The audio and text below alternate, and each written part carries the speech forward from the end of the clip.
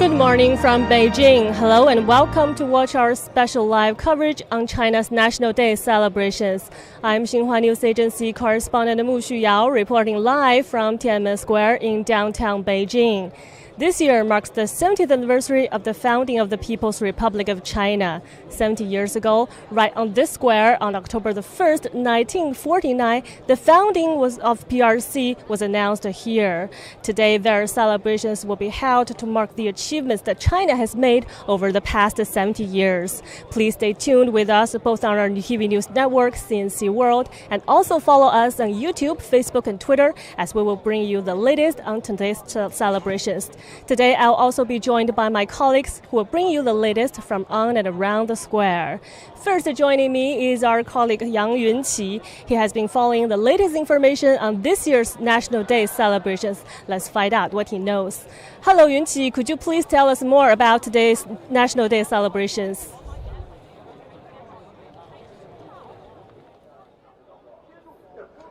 Hello, Shuyao. In about half an hour from now, a grand gathering will officially kick off on the Tiananmen Square. Chinese President Xi Jinping will attend the gathering and deliver an important speech. After that, a military parade and a mass pageantry will also be held. About 100,000 people are expected to attend this morning's celebrations, and in the evening, a grand evening gala will also be held on the square, where party and state leaders are expected to join the public to watch performances and a fireworks show.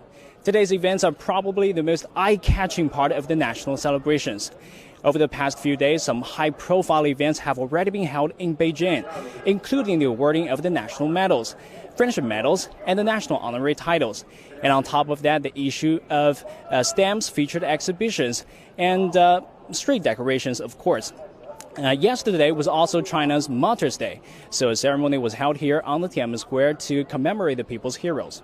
Apart from Beijing, the national capital, festivities are also being held across the country. Now let's ask my colleagues in the studio to show you a video clip about how the PRC's founding anniversary is celebrated nationwide.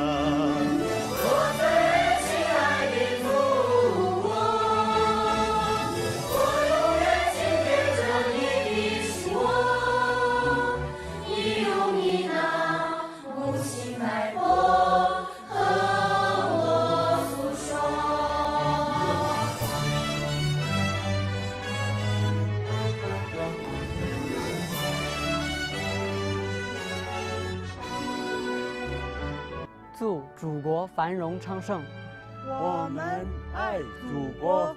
我的祖国和我，像海和浪花一朵，浪是那海的池子，海是那浪的依托。每当大海在微笑，我就是笑的漩涡。我分担着海的忧愁，分享海的欢乐。我最亲爱的祖国，你是大爱永不的路，永远给我一浪倾我心中的歌。我最亲爱的祖国，你是大爱永不的路。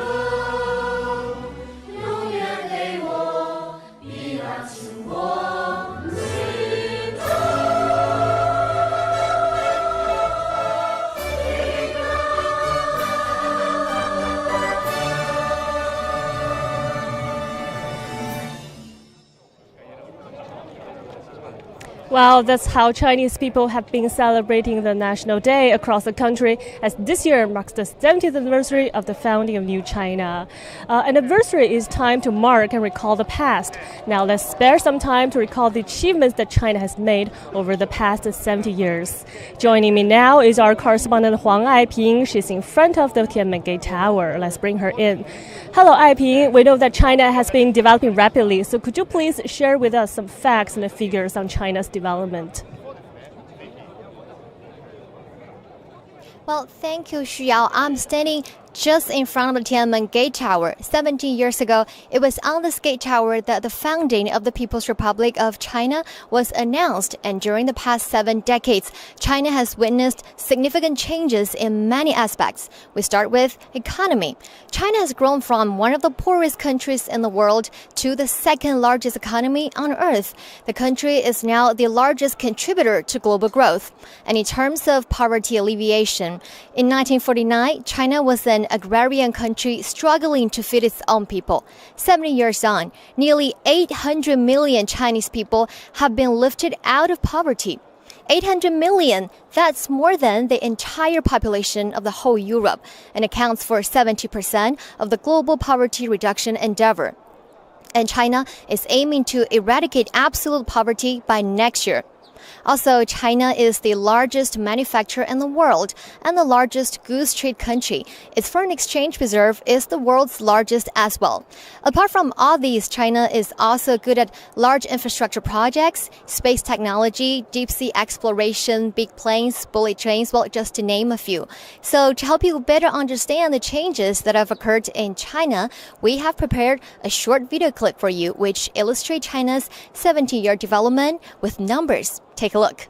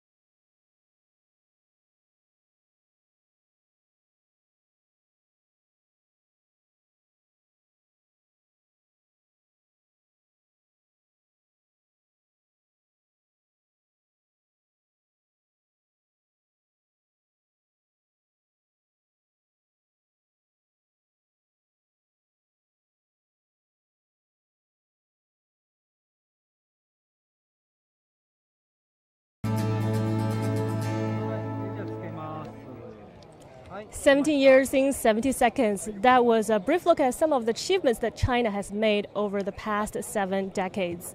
China has been changing drastically. A lot of progress has been made with the people's lives getting better and better. Now here's a short video clip showing you some facts about China's battle against poverty.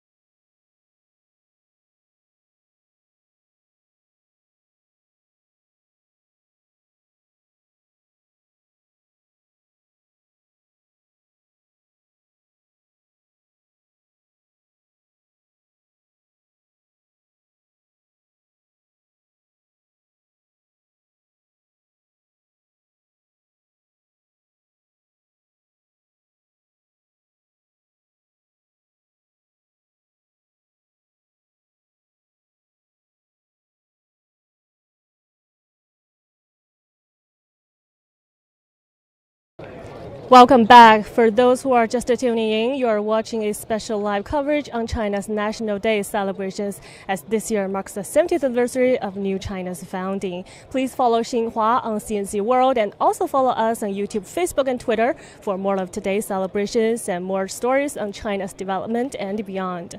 Now let's turn to our colleague Ding Ting, as she has more stories to share on China's development. She's also having a grand view. Let's check it out. Hello, Ding Ting. Tell us what you can see right now. Hello, Xuyao. Right now, I'm standing on the roof of a hotel. From my position, we can have a great view of Tiananmen Square, which lies about 1 kilometer away to the west. On this street down here, the Chang'an Avenue, we can see formations of soldiers and equipment. And further to the east, we can see people and floats who are getting ready to participate in today's celebrations.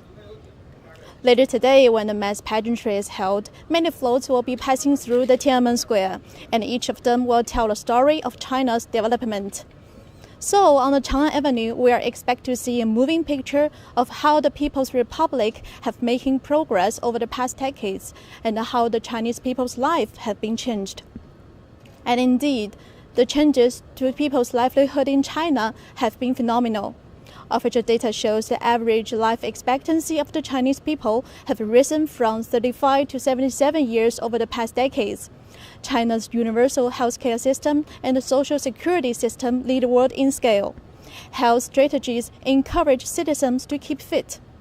Education also saw gigantic leaps. 7 decades ago, China made an 80% of the illiteracy rate and less than 20% of the primary school enrollment. And now, China has the world's largest tertiary education system. That is to say, after 70 years of development, the Chinese people's lives are now more educated, healthier, and wealthier. And to better illustrate the changes, we will show you a video clip about how people's life has making progress from food, housing, clothing, and transportation.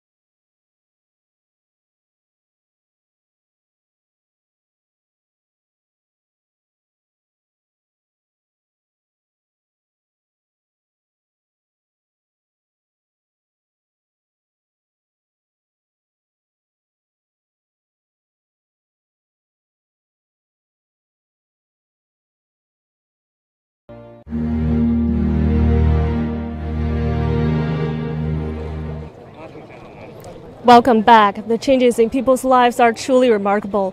For those who are just joining us, you are watching live from Tiananmen Square in the heart of Beijing. I'm your host, Mu Xuyao, reporting live from Tiananmen Square, bringing you the latest on China's National Day celebrations. Please don't go away, because a grand gathering marking this occasion will start very soon, followed by a military parade and mass pageantry. Speaking of the military parade, it is one of the most important part of this year's National Day celebrations. It is also the most anticipated events today. Our colleague Xie Zhao has been following the latest information on this year's military parade. Find out what he knows.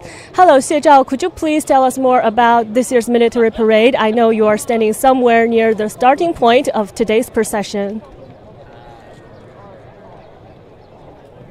Hi, just as you said, I'm standing near the starting point of the military parade procession. From this point, you will see that the soldiers are standing in formations, and they have practiced for this day for quite a long time, and now they are ready. Well, it's a common practice for countries in the world to hold military parades on important occasions. This year marks the 70th anniversary of New China's founding, and today's military parade is expected to showcase China's achievements in national defense.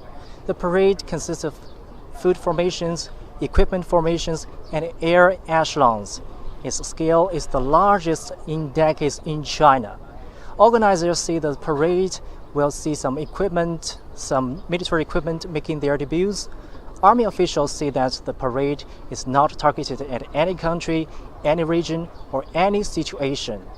They stress that China's military personnel are always a force to safeguard regional and world peace and stability. Back to you, Xuyao. Thank you, Xie Zhao.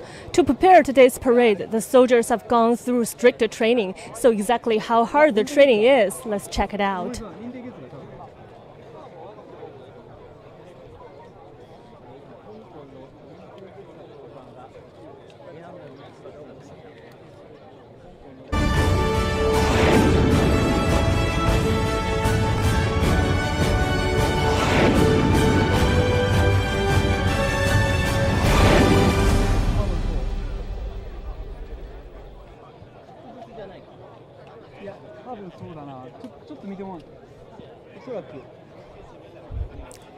There's indeed a lot to expect from today's military parade. I'm now at a temporary viewing stand to the west of the Tiananmen Gate Tower. People around me are journalists from home and abroad who are invited here to cover today's events. My colleague Zhang Yucheng is close to more of the people who are here to observe today's National Day celebrations. Let's bring him in. Hello, Yucheng. Tell us what you want to share with us today. Yes, Xuyao. I'm now standing at a location to the west of the Tiananmen Square on the roadside of the Chang'an Avenue. As you can see, the temporary viewing stand have been all set up and filled with revelers. Today's celebrations draw a broad public participation. According to the officials, people representing all ethnic groups in China will participate in this great event, and the celebration activities will put the people at the center. For instance, this morning we expect more than 100,000 ordinary citizens to take part in a mass pageantry, and another 60,000 to attend the evening gala. Besides, about 30,000 members of the public have been invited to observe this grand gathering and the military parade. Among them are those who have made outstanding contributions to the Republic's founding and development, both from home and abroad. Now back to you, Xuyao. Thank you, Yucheng. Earlier, we've spoken to some foreign dignitaries and experts on the achievements that China has made over the past 70 years. Let's find out what they have to say. The event is about to begin. Impressed seeing the way the Chinese Communist Party functioned. Compared to democratic systems, they have a democracy inside the party itself, where all criticism does happen, and then when they come out with a policy, there's a unity among the people and among the leadership.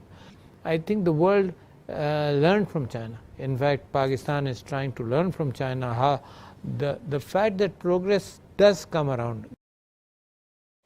នេះជាចំណុចដែលយើងត្រូវមើលឃើញអំពីលំអឿននៃការអស់ឡើងរបស់សាធារណរដ្ឋប្រជាមានិតចិនលើគ្រប់វិស័យ រ ក្នុងវិស័យសេដ្ឋកិច្ចជីវភាពប្រជាជនមានការកើនឡើងគួរឲ្យកត់សម្គាល់ក្រៅពីការអភិវឌ្ឍប្រទេសខ្លួនឯងចិននៅបានដើរតួនាទីសំខាន់នៅក្នុងការនាំមកនូវវិវត្តភាពសម្រាប់តំបន់និងពិភពលោក The Chinese people proven that their hard work and efficiency created China today one of the strongest economy of the world. Well, the world knows China's economic rise is the most spectacular in world history, and so many people have been brought out of poverty and have been brought into quality of life. It's an enormous economy. Welcome back. For those who are just tuning in, you're watching live from Tiananmen Square in the heart of Beijing. I'm Mu Xuyao, bringing you the latest on China's National Day celebrations. Behind me is Chang'an Avenue. Now you can see both sides of the avenue already filled with people who are invited here to observe today's celebrations. Later in a short while, the avenue itself will be full of festival goers who will celebrate China's National Day. Chang'an Avenue is an iconic street in Beijing. It is also a major east-west thoroughfare in the capital city. The changes that have occurred to the street has demonstrated the achievements and transformation China has made over the past 70 years. Now let's take a look at a short video clip showing you how the street has evolved over the years.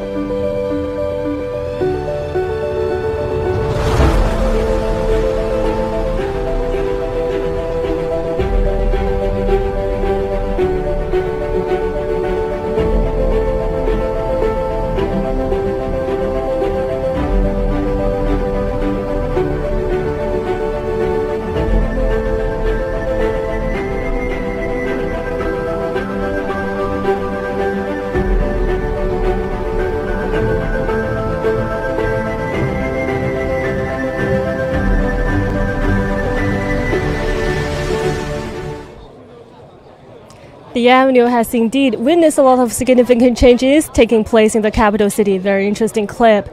Joining me now is our correspondent Zhang Zhao. He also has a great view of both Chang'an Avenue as well as the Tiananmen Gate Tower. Let's bring him in. Hello, Zhang Zhao. How's everything? What do you want to share with us today?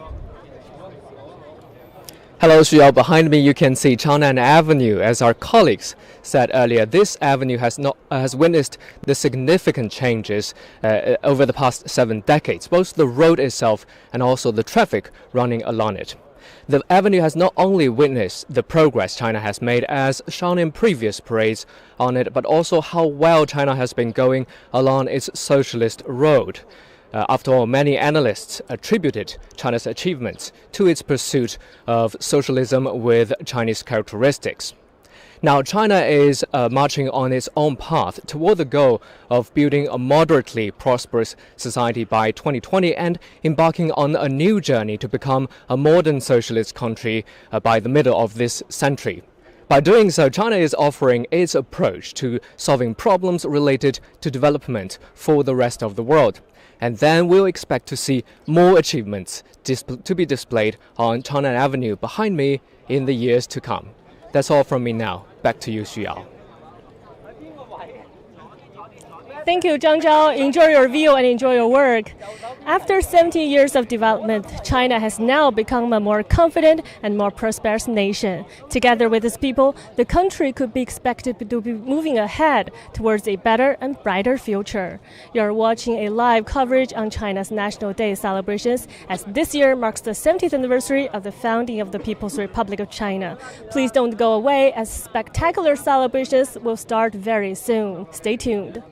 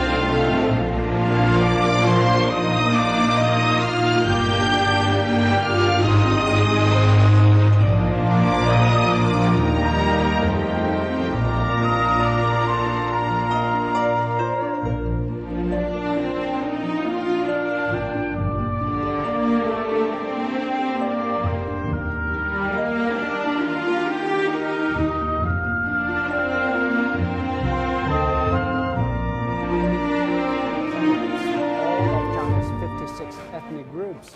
Compatriots from Hong Kong, Macau, and Taiwan, and overseas Chinese are also present.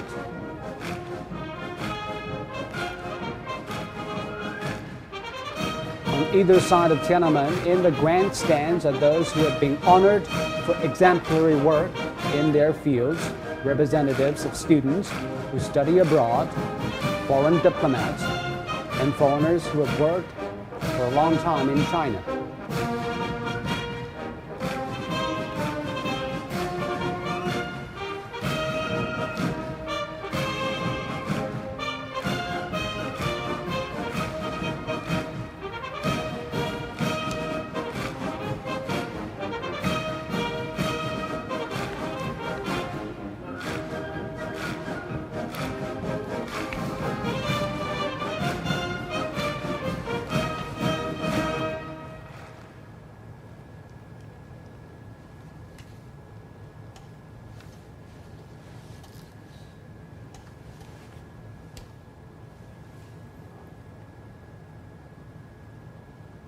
Now, national leaders and former leaders all line up on Tiananmen rostrum, and they will be inspecting the parade.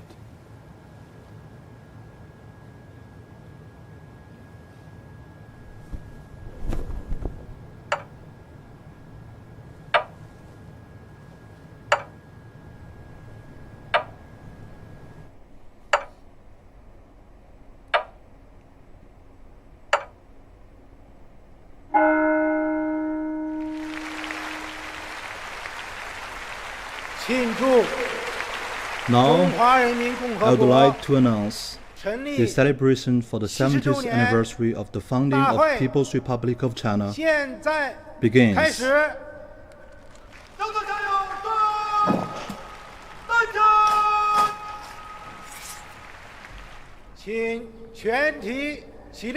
Please all rise.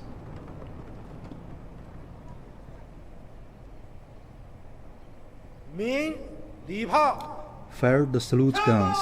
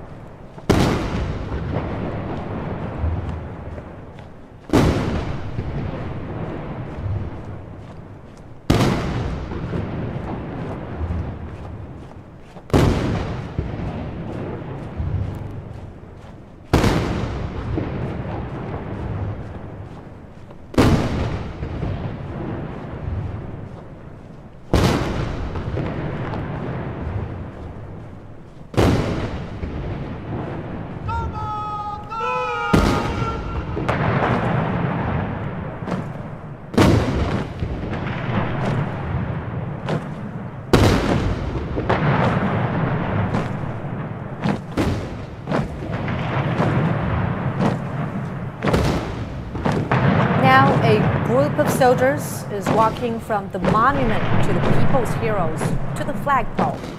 The monument is dedicated to the men and women who toiled, sweated, bled, and often made the ultimate sacrifice for the founding of this country.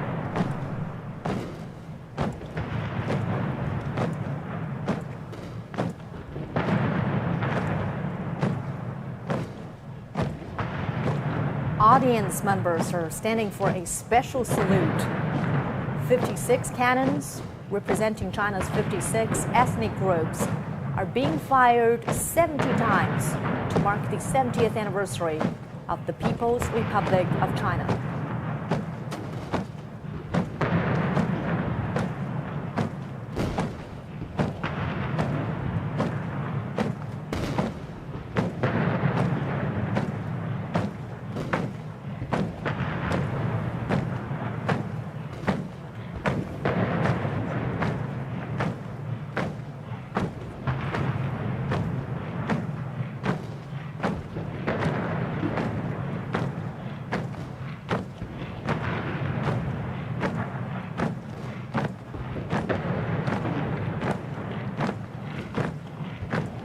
The Euro salute for national celebration is 28 guns, and that number represents the difficult and glorious course from the founding of the party in 1921 to the founding of New China in 1949.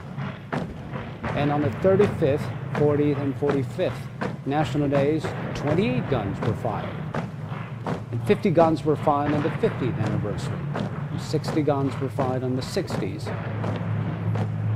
For the military parade on September the 3rd, 2015, 70 guns were fired. That is the most of any previous celebrations and commemorations. It marked the 70th anniversary of China's victory in the War of Resistance against Japanese aggression during the Second World War.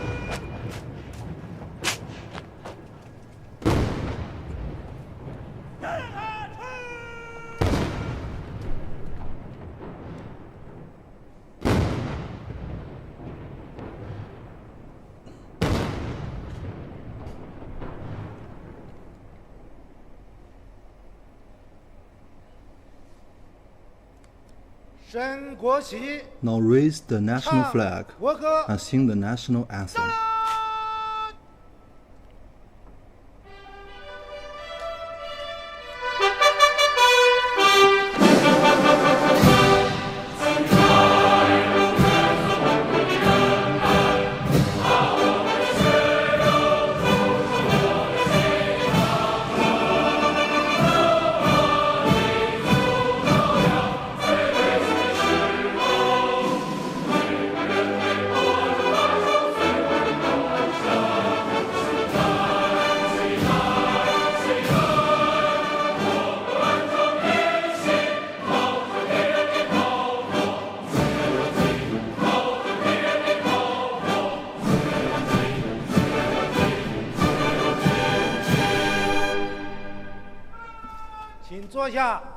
Please be seated. Now let's invite the General Secretary of the CPC Central Committee, President, and Chairman of the Central Military Commission, Comrade Xi Jinping, to deliver an important speech.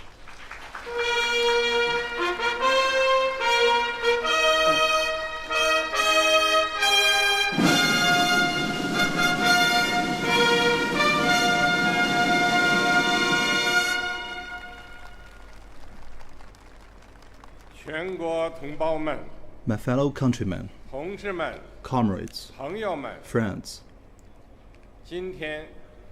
today we are gathered here to celebrate the 70th anniversary of the founding of the People's Republic of China. At this moment, people of all ethnic groups in China and Chinese men and women all over the world are filled with great joy and happiness, proud of this great country, and sending good wishes to our great motherland. Here, on behalf of the CPC Central Committee, the National People's Congress, the State Council, the CPTCC, and the Central Military Commission, let me express my deepest tribute to the revolutionary heroes and martyrs for their immortal contribution to national independence, people's liberation, the building of the nation, and the well-being of the people. 表示深切的怀念，向全国各族人民 Let me congratulate 和海内外爱 people 国 of 同 all 胞 ethnic groups and 致以热 patriotic 烈的 Chinese 祝贺， all across the globe. 向关心和支持 Let me also extend 中国发展 my 的 sincere gratitude 各国朋 to 友 friends of all 表 nations 示衷 who 心的 have 感 cared 谢。 for and supported China's development.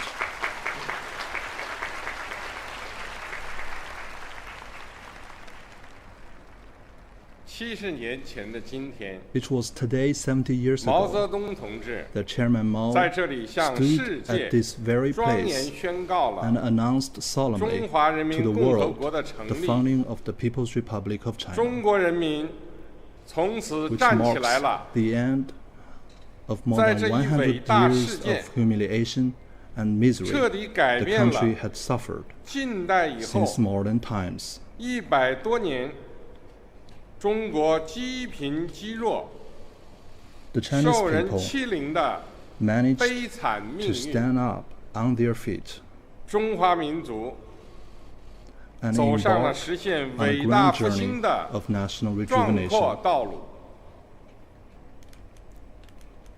70年来， Over 70 全 years, 国各族人民 the 同 Chinese 心同 have 德， been united as one 艰 people, 苦奋斗， and through hard work and 取得了令 perseverance, 世界 we have 刮目 scored 相看的 unparalleled 伟大 achievements. 成就。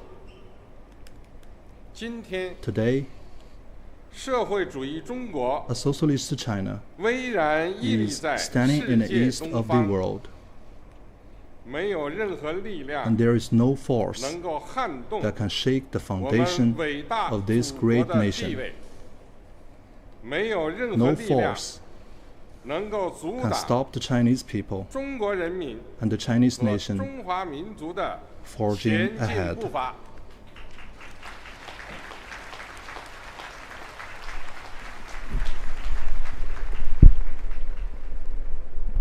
同志们、朋友们， Comrades, friends, 前进征程上， forging ahead, 我们要坚持 we will 中国共产 remain 党 committed to the leadership of the Communist Party of China, 人民主体地 put 位， people first, 坚持中国特色社会主 stay 义道 true 路， to the socialist path with Chinese 全面贯彻执 characteristics, 行党的基本理论、 comprehensively follow through the basic 基 theoretics, 本方面， guidelines, 不断满 and 足 strategies, 人民 meet 对美好 people's 生活的 aspiration 向往， for a better life, 不断创造新的历史伟业。 and engage in new and historic 前进 endeavors. 征程上， Forging ahead, 我们要坚持 we must 和平统一、 remain 一 committed 国两 to the 制的 strategy 方 of 针， peaceful reunification and one 保持 country, 香 two 港、 systems. We 澳 will 门 maintain 长期 long-term 繁荣 prosperity 稳定， and stability of Hong 推 Kong 动 and Macau, 海峡两岸关 advance 系 the peaceful 和平发 development 展， of cross-strait relations, 团结全体中华儿女， unite the whole country, 继续为实现祖国 and 完全 continue 统一 to strive 而 for 奋 the 斗。 complete unification of our country.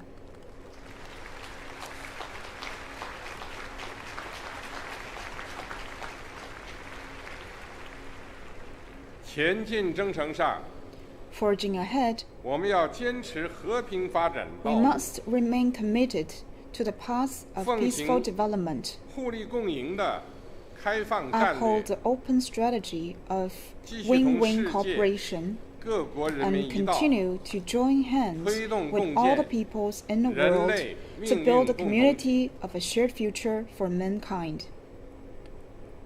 中国人民解放 The 军 People's Liberation Army of China 和人民武装 and 警 the 察部 People's 队 Armed Police Force 要永保人民军 will 队性 forever 质、 retain the 宗 characters, 旨、 purposes, 本色， and the nature of being the 坚决维 people's 护 military. 国家 They will 主权、 resolutely safeguard 安全、 the sovereignty, 发展利益、 security, and development 坚决 interests 维 of the 护 nation, 世界和 and 平。 resolutely protect world peace. 同志们、 Comrades, 朋友们， friends, 中国的昨天 China yesterday is already engraved in the history of mankind. China today is created by hundreds of millions of hardworking Chinese, and China tomorrow will be even more prosperous. The party, the army, and the people of all ethnic groups must be more firmly united. Remain true to our original aspiration and keep our mission firmly in mind. We must continue to consolidate and develop this People's Republic and continue our struggle to achieve the 2 centenary goals and to realize the Chinese dream of national rejuvenation.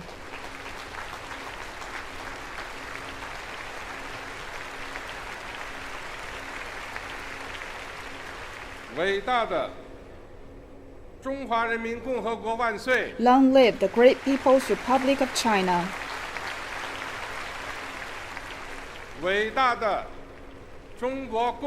Long live the great Communist Party of China. And long live the great Chinese people.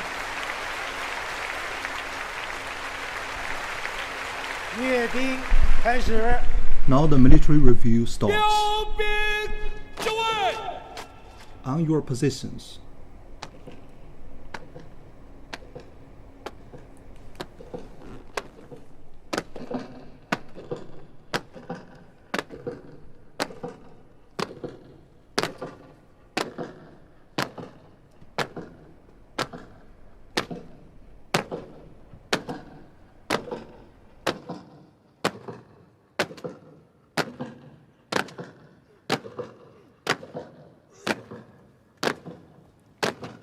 First up, the pace setters.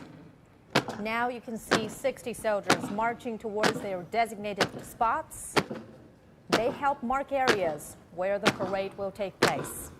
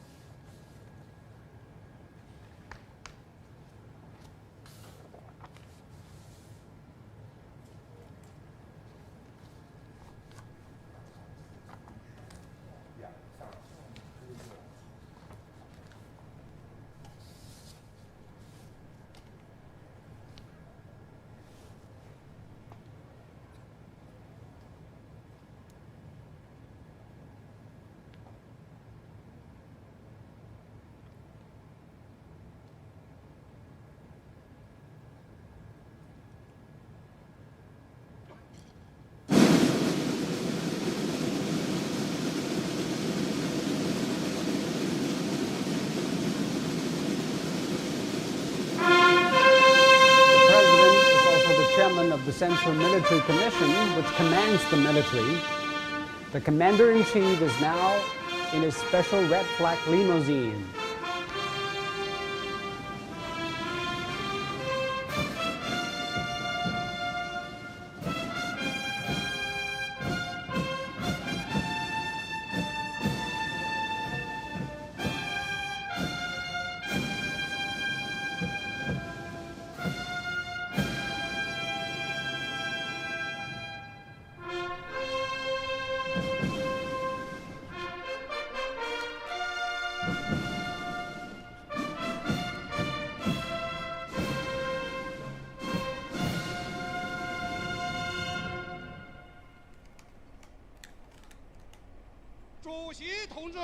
Mr. President, the military is assembled in order and ready for your review.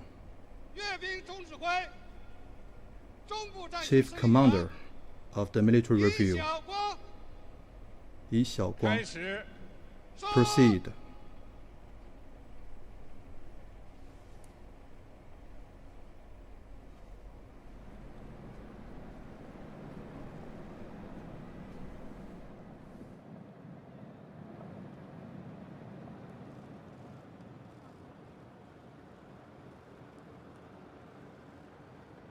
Going to be a new special ceremony.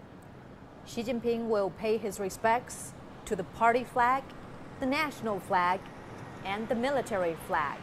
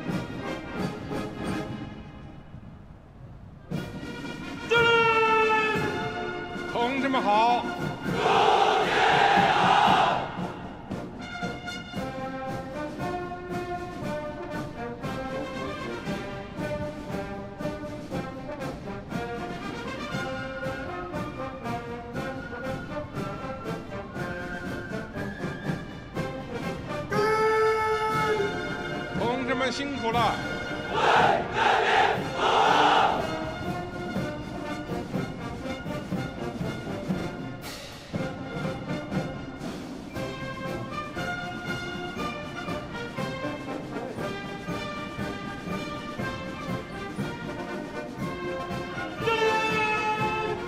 同志们好！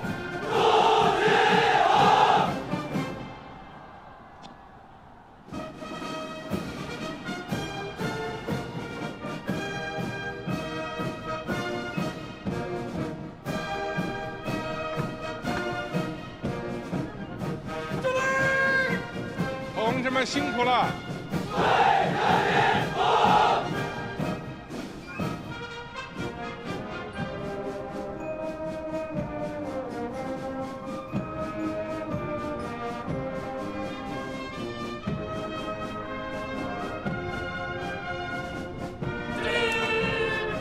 同志们好！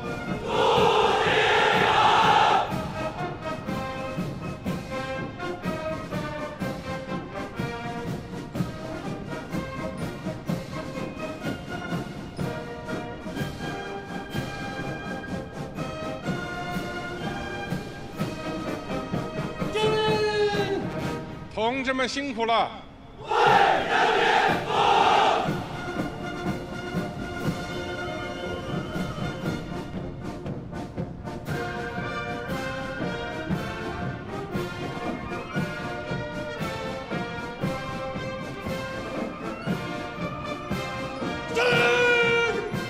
同志们好！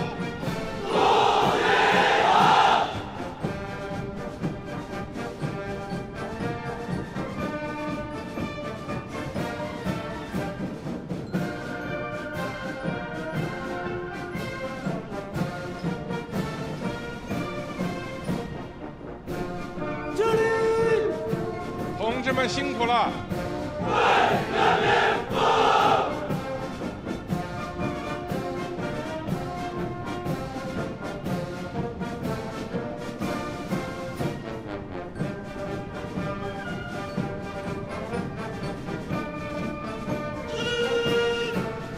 同志们好！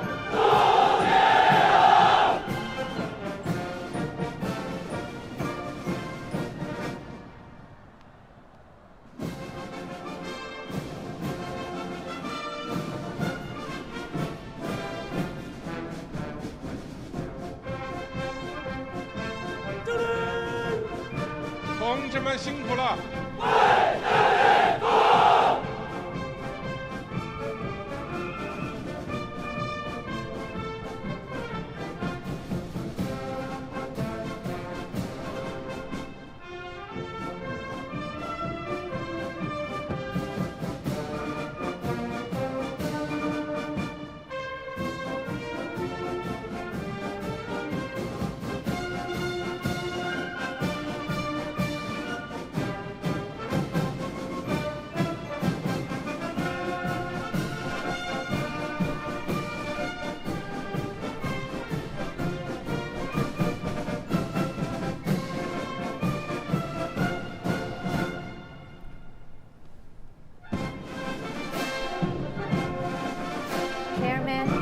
！Central Military Commission, Xi Jinping is now returning to Tiananmen.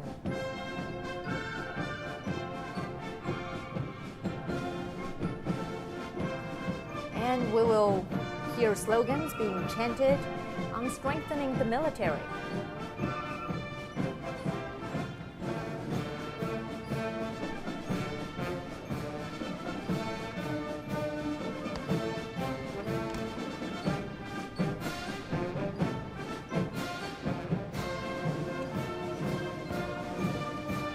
Now, as we can see, some of China's most advanced weapons will be on display, are being displayed.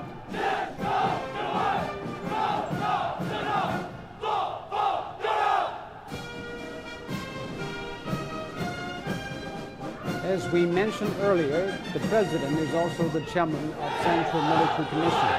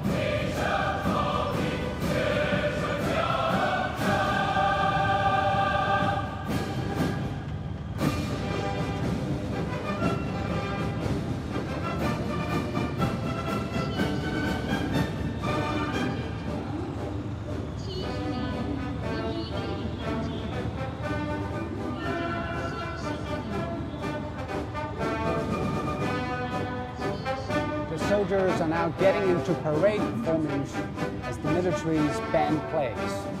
They are waiting for the commander-in-chief to ascend the Tiananmen.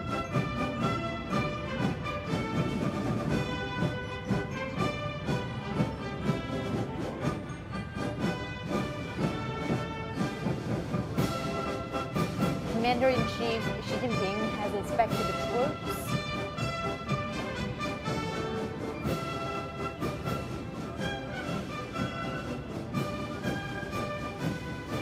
And this is Xi's first National Day military parade as China's president.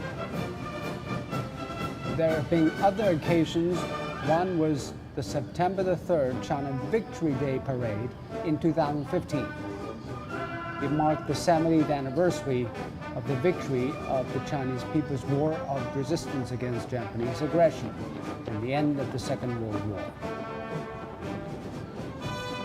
Another first was foreign troops back then. Most of them were China's allies during the war. At that parade, Xi Jinping announced a troop cut of 300,000, saying China would continue to take the path of peaceful development.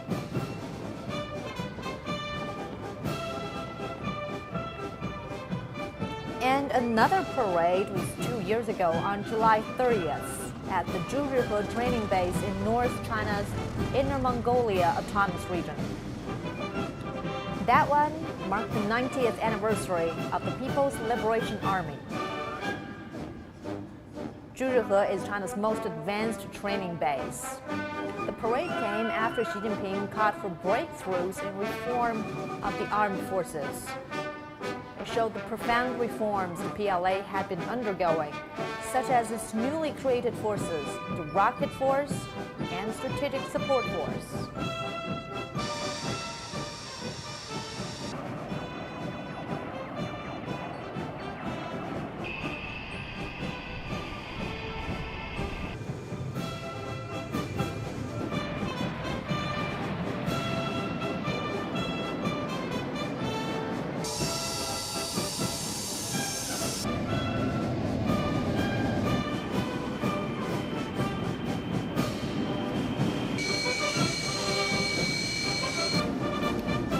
Now the troops are ready to start. 47 formations on the ground and 12 echelons in the air. They will start passing Tiananmen Square in a while.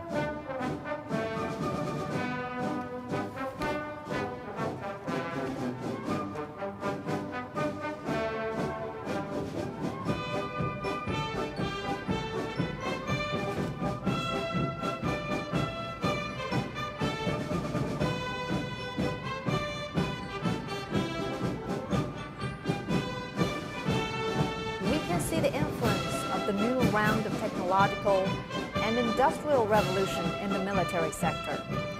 This includes cutting-edge technologies such as artificial intelligence, quantum information, big data, cloud computing, and the Internet of Things. International military competition is undergoing rapid, historic changes with information technology, and this trend is long-range precision, intelligent, stealth, or unmanned weaponry and equipment.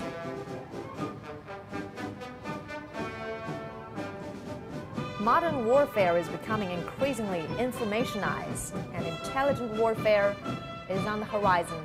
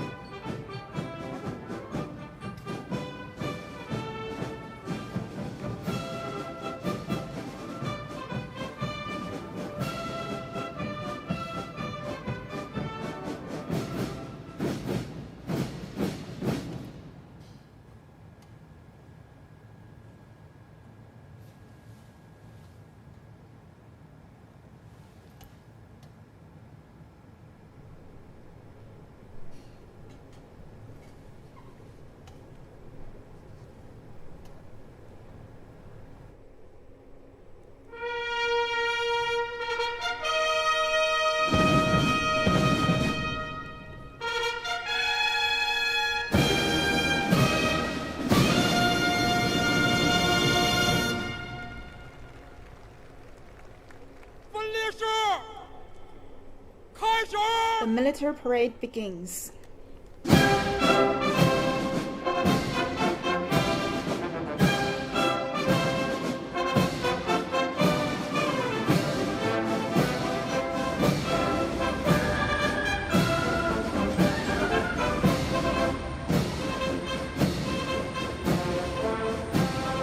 come the air flag guards with the flags of the party, nation, and military.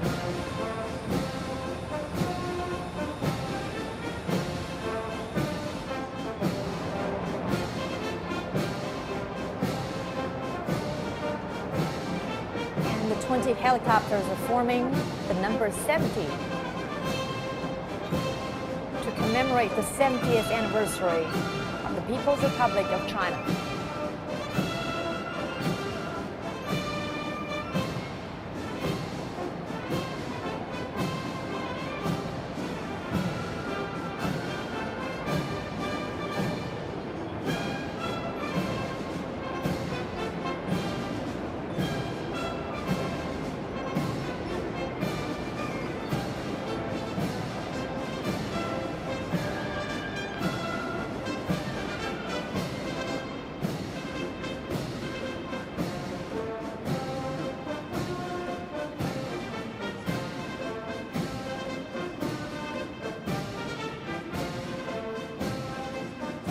Formations on the ground were selected from Joint Operation Commanding Organizations and different troops, universities, and scientific academics.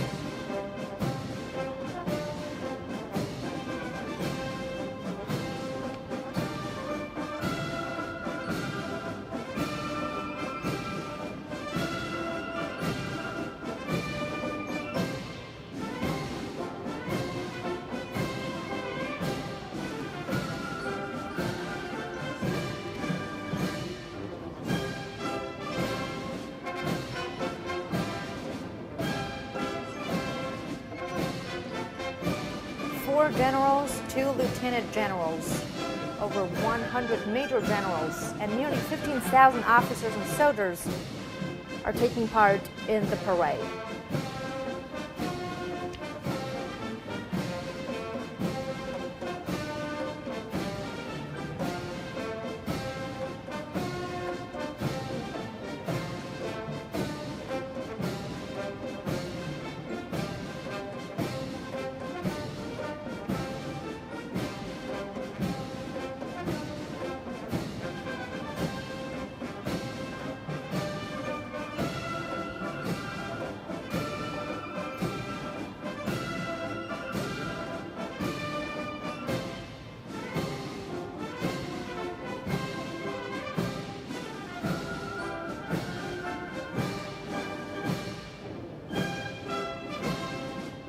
Now we see the PLA Guard of Honor, the People's Liberation Army under the leadership of the Communist Party of China, safeguards national interests for the country and well-being for the people.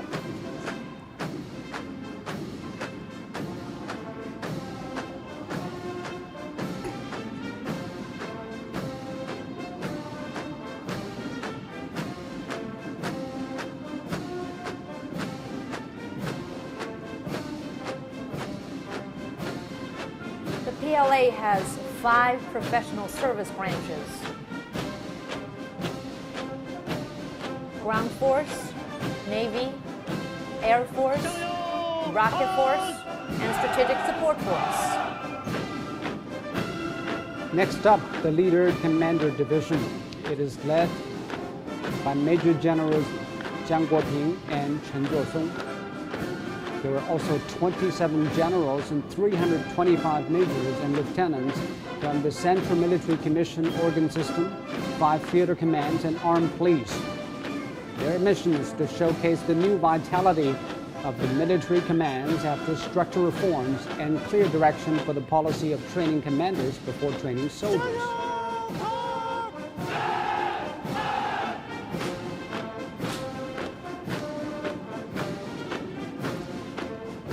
Up next is the PLA Ground Force, led by Major Generals Lin Xiangyang and Tang Xinhua.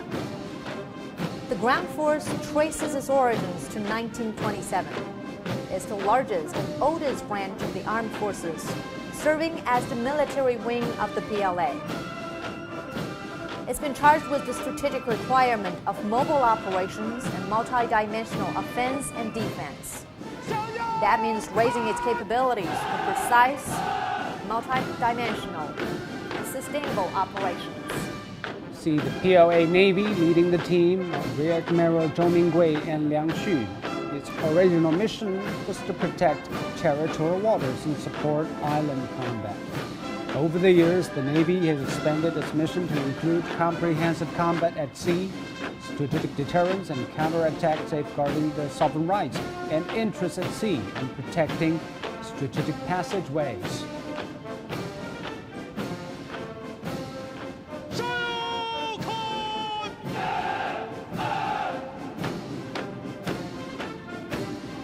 Coming up is the Air Force, led by Major Generals Jing Tao and Zhao Yongyuan. It comprises aviation, ground-air defense, radar, airborne, and electronic countermeasures arms units. This year, the Air Force turns 70.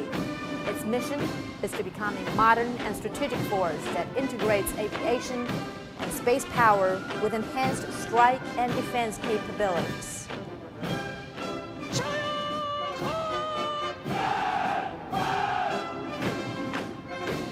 This is the PLA Rocket Force. Leading the team are Major Generals Xue Jinfeng and Zhang Fengzhong. The purpose of the Rocket Force is to strengthen strategic deterrence capabilities, primarily nuclear deterrence through precision strikes with dual-use nuclear and conventional missiles. The Strategic Missile Brigade is one of the Army's pillar combat forces.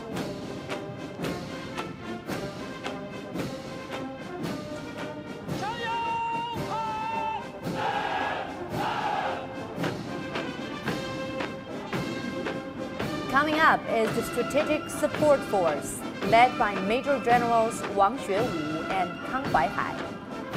Strategic Support is making its first appearance in the National Day Parade. It's a new type of combat force established to maintain national security.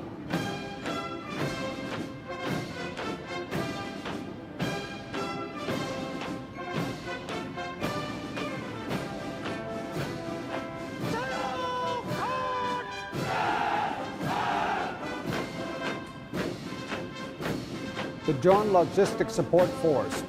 This is also their National Day Parade debut.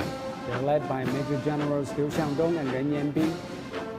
Logistic support is crucial as modern warfare requires tremendous supplies of energy and resources.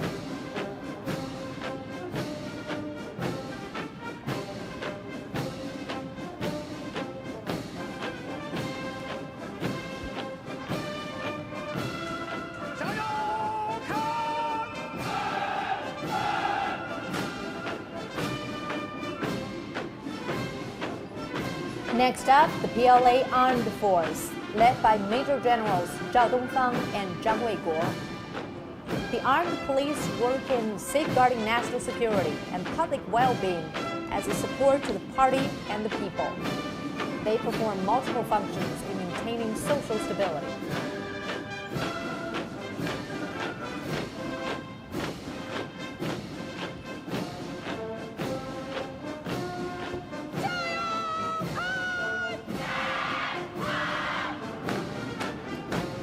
And here are the female soldiers led by Major Generals Cheng Xiaojian and Tang Bing. There were 352 soldiers from different service organizations, armed police, and troops. Chinese women can be seen on the front line of fighting disasters, guard points, in every aspect of the armed forces.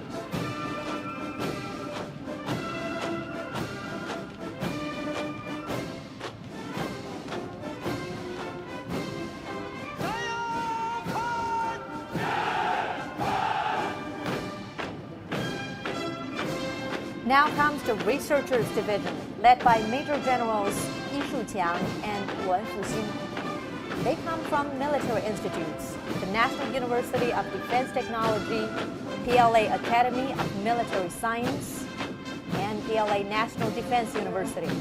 The division cultivates military talents in its mission to advance the strategy of strengthening the Army through science and technology.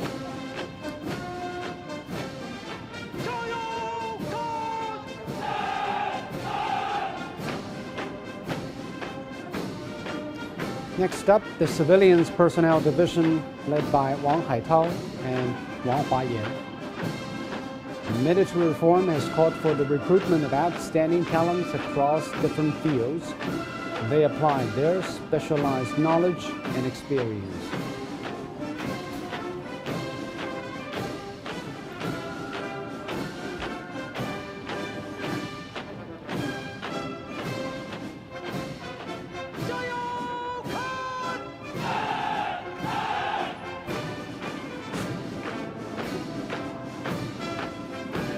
Up next is the Military Reserve Division, led by Senior Colonel Gao Xinjiang and Reservist Senior Colonel Xu Zhenggang. The reserve is a key component of China's national defense.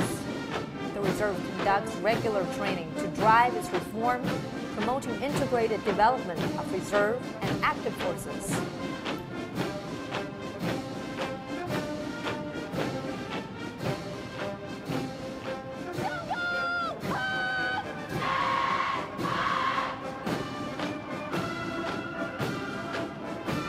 This is the Militia Division led by Zhao Bingqing and Liao Weiwei. The militia comprises female soldiers from different fields in Beijing. They are a very vital complementary force to the Army, receiving regular training to maintain their combat capabilities.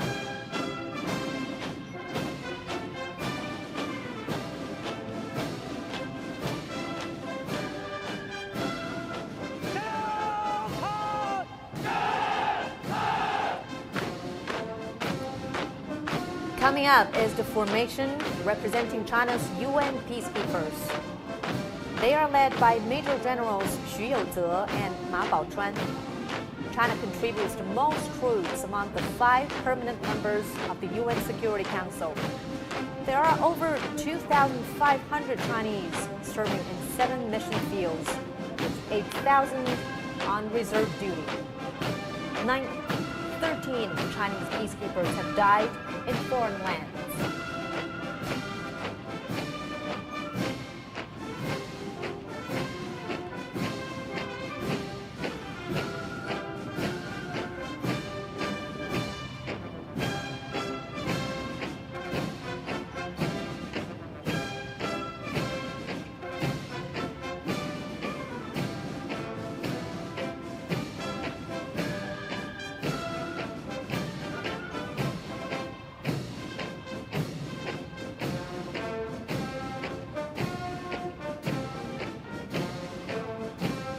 The sounds of heavy vehicles tell us the arms and equipment formations are coming.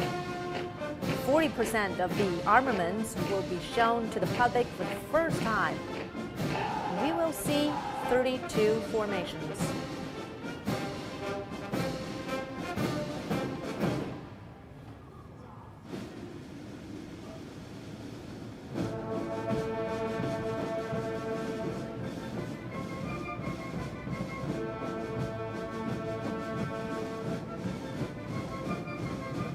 This is the Flag Guard formation. They're representative from Liang and Elite Forces. Leading the formation are General Liu Yuejun, Lieutenant General Wang Jianwu, General Zhao Zongqi,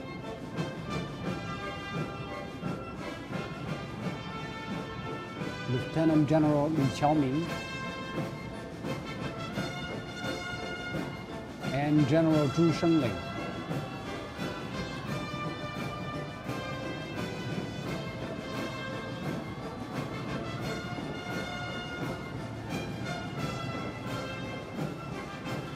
They are the main commanders from the Army's 5 theater commands, and the flag shows the heroism of the soldiers during different periods of their fight for the national interests. Under these flags, the party and people fought together to gain independence and a new republic.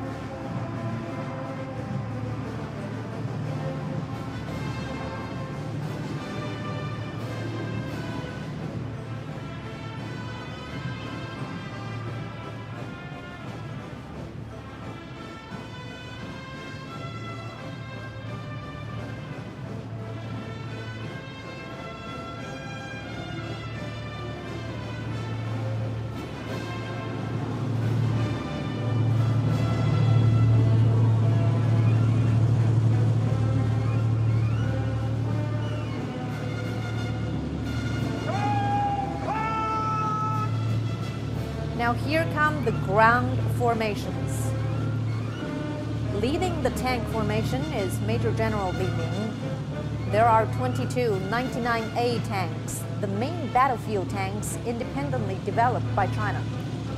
They have advanced firepower ability and defense capability.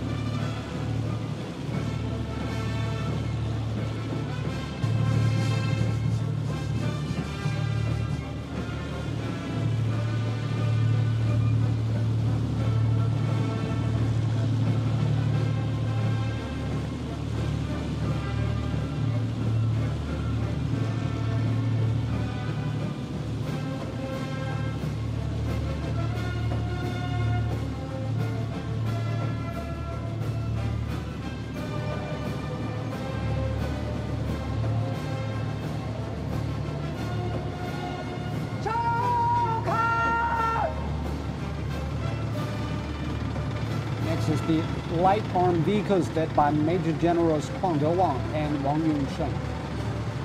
The 04A tracked IFVs and 15 light tanks are highly mechanized. Their ability to respond rapidly to potential threats has them on the front line of emergency land battles.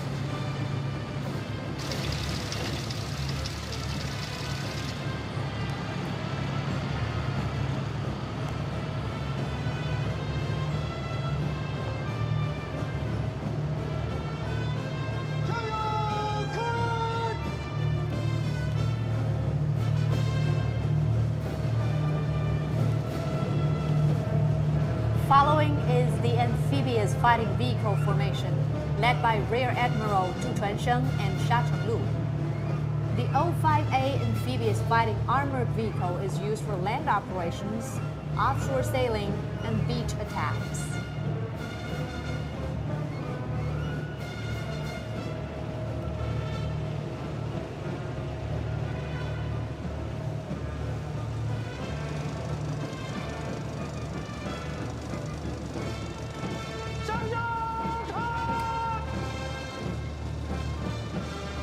This is the airborne fighting vehicle formation led by Major Generals Qiu Huolin and Chen Tao.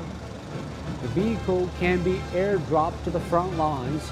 It is used in a joint combat system.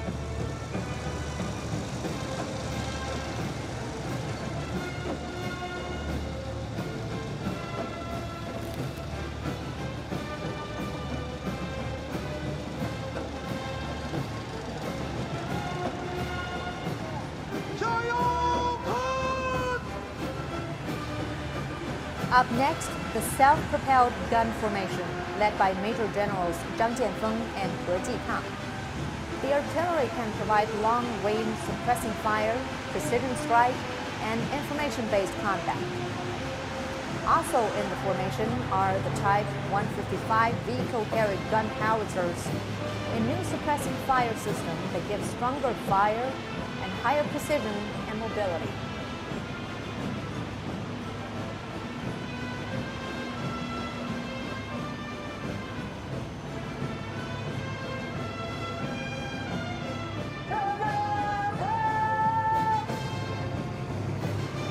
Here comes the anti-tank missile formation, led by Major General Zhou Meiyu and Li Zhenling.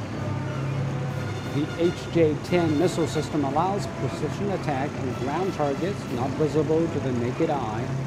It is also used against low-altitude or low-speed flying targets. To date, the PLA has developed an anti-tank equipment system that features diversified launching types, ranges, and guidance systems.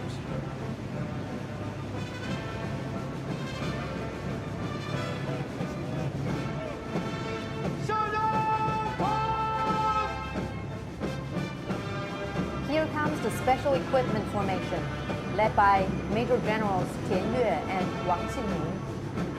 The combat vehicles can be used on all terrains, and the auto-gyro aircraft are used in complex battle environments.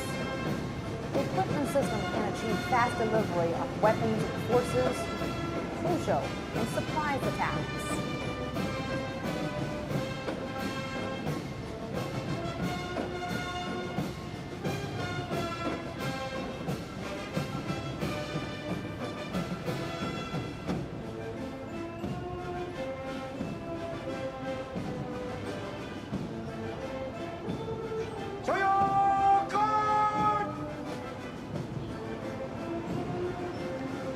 The Armed Police Anti-Terrorism Formation led by Major General Liu Xinli and Wang Zaifa. The assault vehicles and explosion-proof armored vehicles are highly mobile and versatile.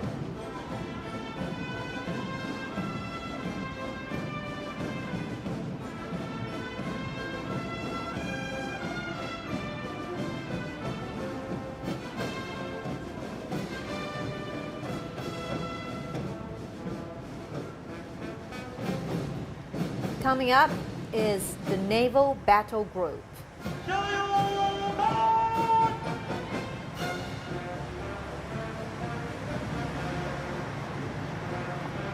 Major Generals Wang Xianfeng and Wu Yuhong are leading the shore-to-ship missile formation. The YJ-12B missiles can hit large and medium-sized ships. They are used for coastal defense.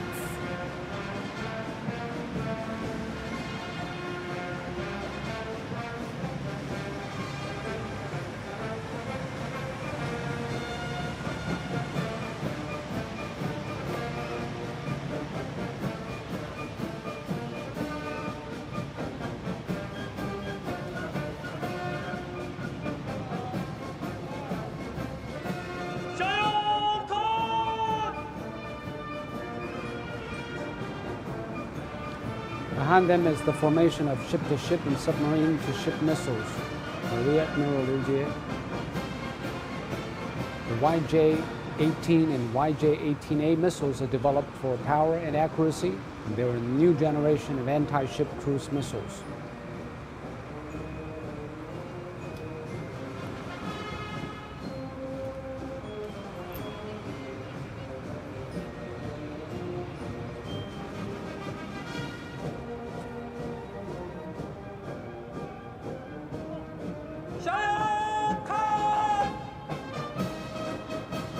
Next up, the ship-based air defense weapons, led by Rear Admirals Liu Hongwei and Zhang Baojun. We can see HHQ-9B, HQ-16 and HQ-10 missiles, and Phalanx close-in weapon system. They form a complete defense system that can intercept enemy missiles and support naval and land battle groups.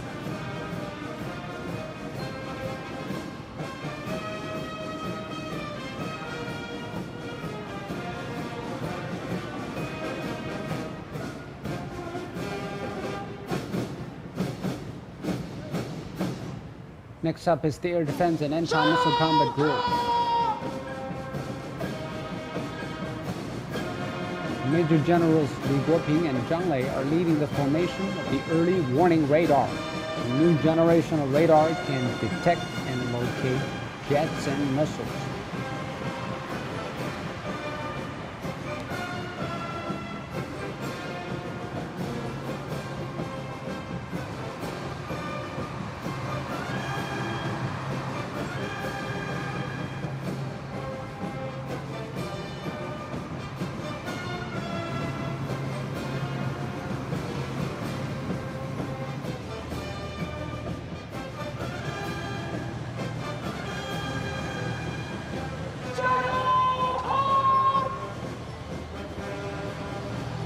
Here's the first formation of surface-to-air missiles led by Major Generals Liu Mingbao and Han Xianfeng. We are seeing the HQ-9Bs and HQ-22s. They are capable of intercepting multiple airstrike weapons in a complex electromagnetic environment.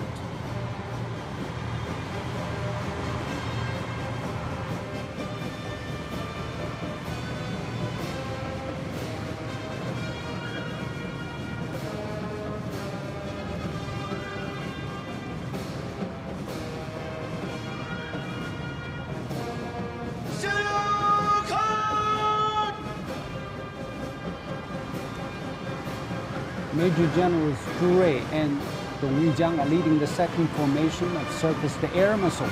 HQ-12A missiles and HQ-6 launchers on display. Combined, they can defend against incoming targets from various ranges and altitudes.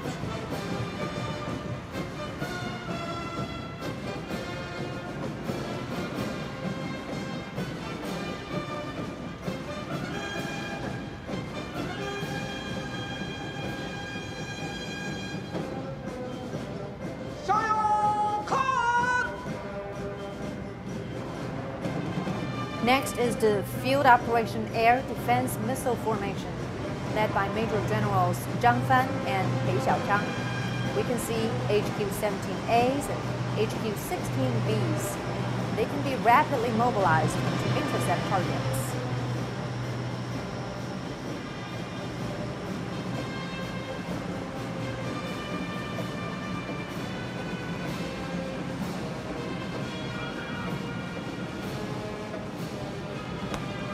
The Information Battle Group consists of 4 formations.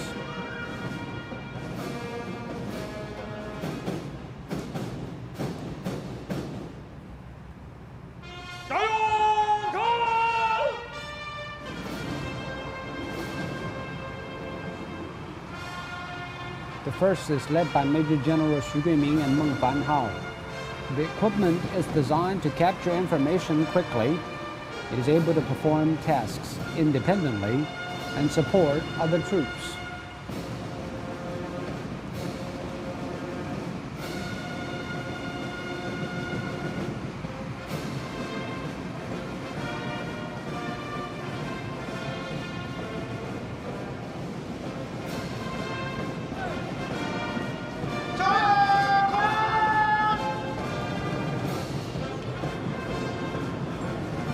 Major Generals Li Faiyi and Yang Xiaokang are leading the second formation.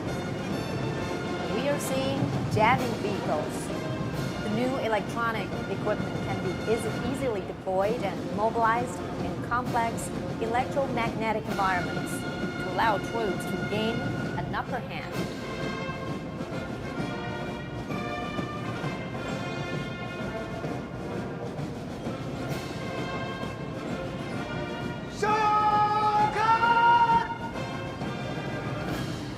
The next formation is led by Major General Sun Baocai and Jin Xianfang. These are telecommunications vehicles. Those are the ears and eyes of troops.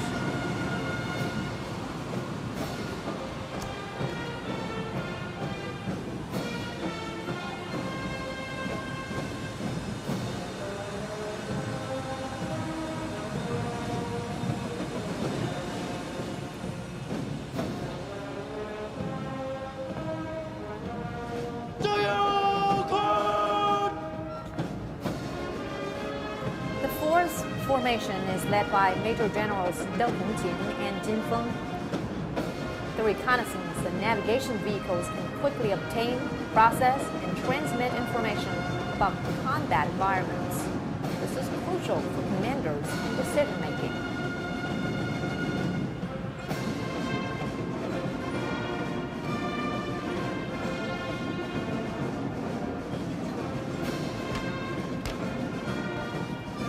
The military equipment is going intelligent. And what better teams to represent that than the drone team?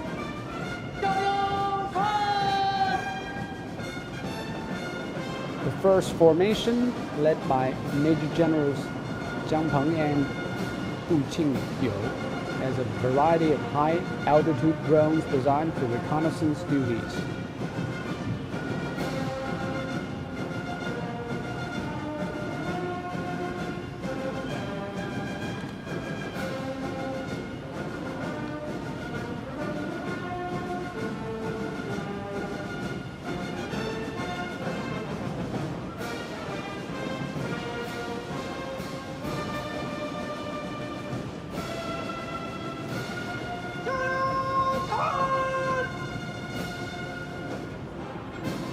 Second led by Major Generals Wang Lianqi and Qiao Yajun. These drones can carry out targeted attacks. They can also jam enemy air defense warning systems.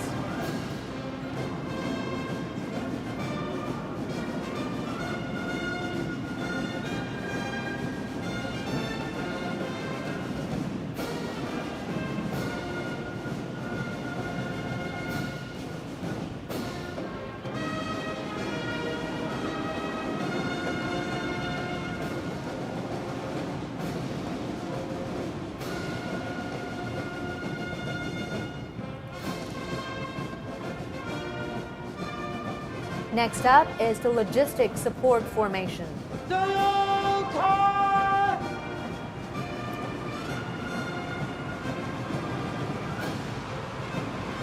This formation is led by Major Generals Bai Zhongbin and Xu Baolong. The water tankers and mobile platforms are used in field operations. There are also oil tankers and food processing vehicles. They keep troops fed and supplies on the battlefield.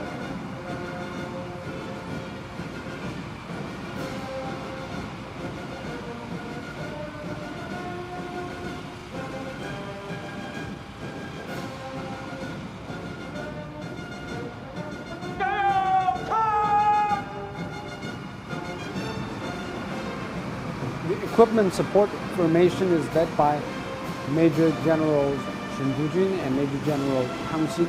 They provide mobile hospitals for service personnel and mobile workshops for equipment.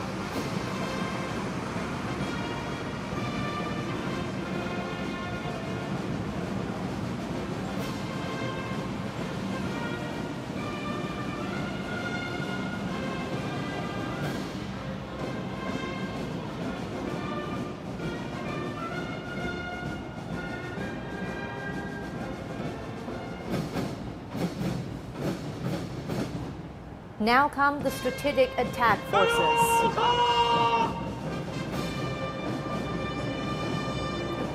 First up, the DF-17 Conventional Missile Formation, led by Major Generals Zhang Jianqiang and Wang Xingbo. The DF-17s are used for precision strikes against medium and close-range targets. This is the weapon's first public appearance.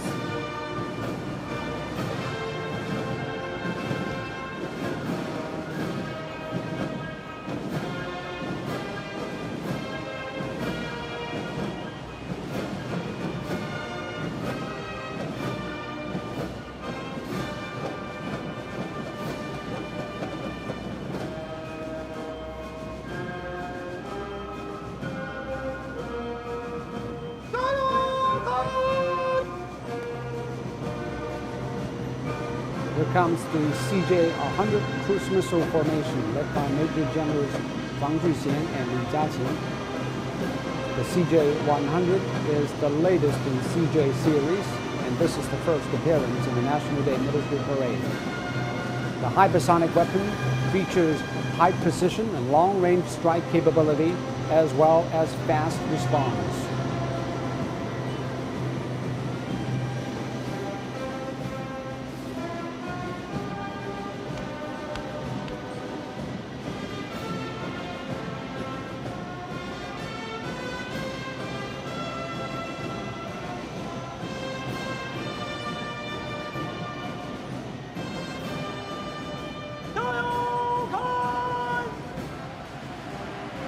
More missiles.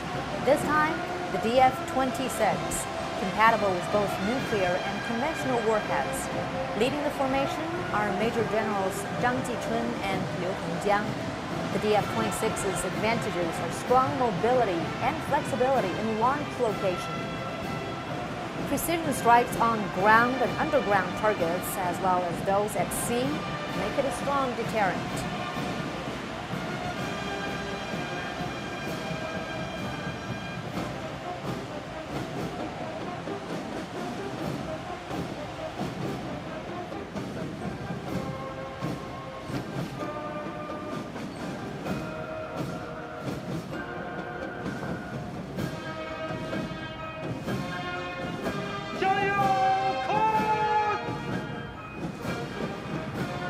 Now comes the JL-2 long-range ballistic missile formation led by Rear Admirals Wu Dongzhu and Liu Wenpao. The second generation JL-2 can be launched from nuclear submarines, providing sea-based nuclear deterrence.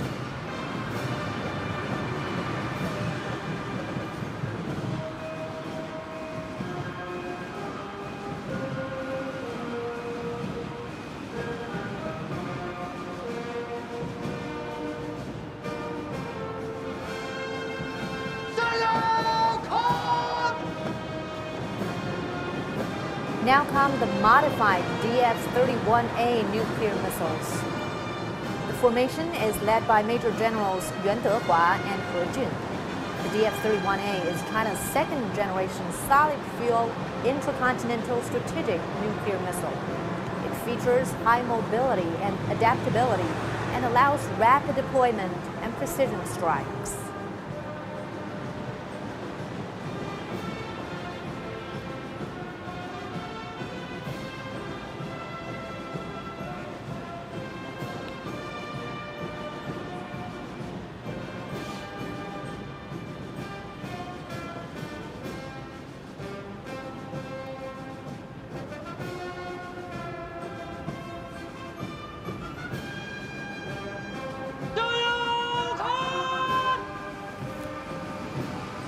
And this is DF-5B nuclear missile formation.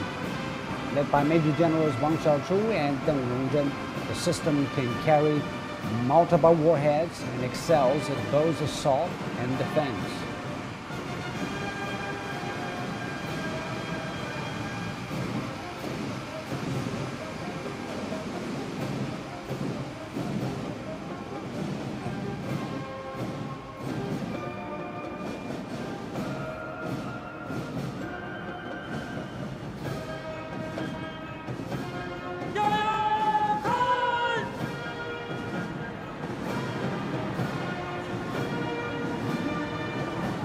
And here's the last equipment formation. It features DF-41 nuclear missiles. It's led by Major Generals Zhao Qiuling and Sun Le. The DF-41 is an intercontinental strategic nuclear missile. Its purpose is for both balancing power and securing victory. It has a pivotal role in China's strategic nuclear strength. China's missiles include ballistic missiles and cruise missiles, as well as conventional warheads and nuclear warheads. They are deployed in the mountains and the ocean in defense of national security and world peace.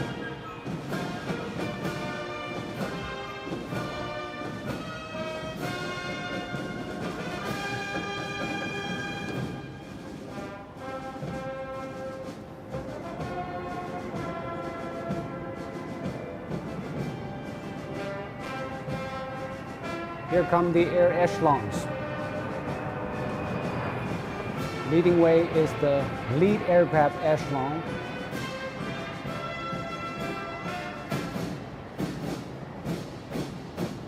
The system includes warning, reconnaissance, long-range strike, strategic delivery, reinforcement, and support.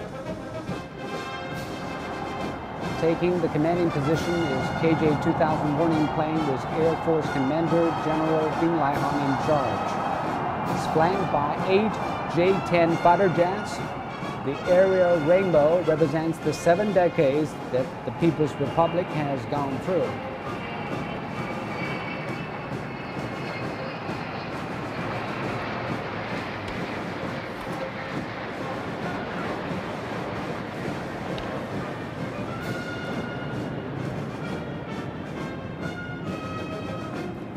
Here come the echelons of early warning and control planes.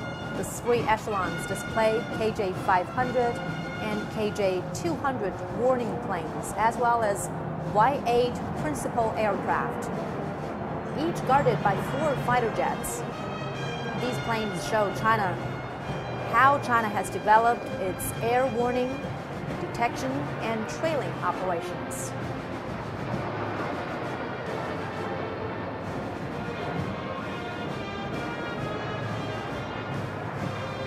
The Marine Patrol aircraft include a wedge formation of KJ-500H warning planes, making their first appearance. Y-8 anti-submarine patrol planes,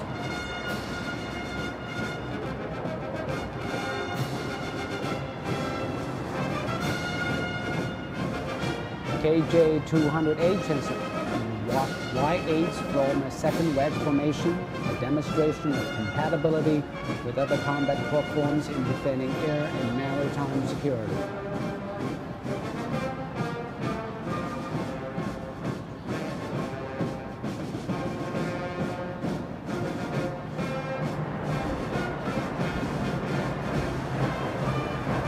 Here come the transport planes, flying past our China's new Y-20s and Y-9s. The Y-20 is nicknamed the Kunpeng or Rock, ROC, a giant bird in Chinese mythology. This is due to its long-range capability, tremendous carrying capacity, and fast speed. The plane can operate under complex weather conditions.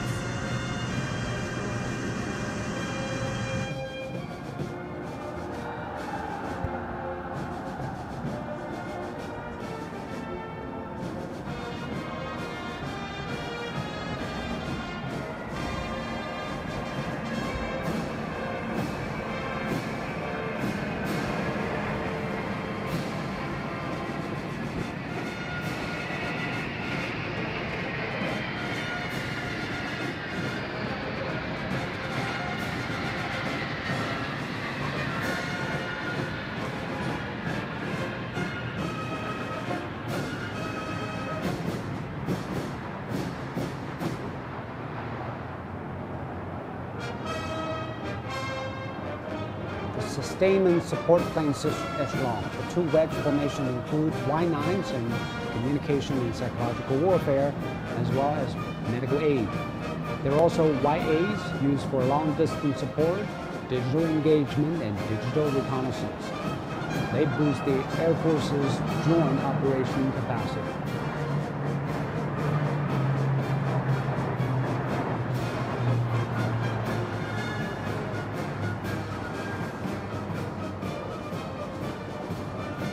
This is the bomber echelon. The three wedge formations include 3 H-6Ns and 6 H-6Ks. The H-6N is making its debut. China designed it as a long-distance strategic bomber. It can conduct aerial refueling. The H-6K can travel thousands of kilometers and strike targets with precision-guided bombs.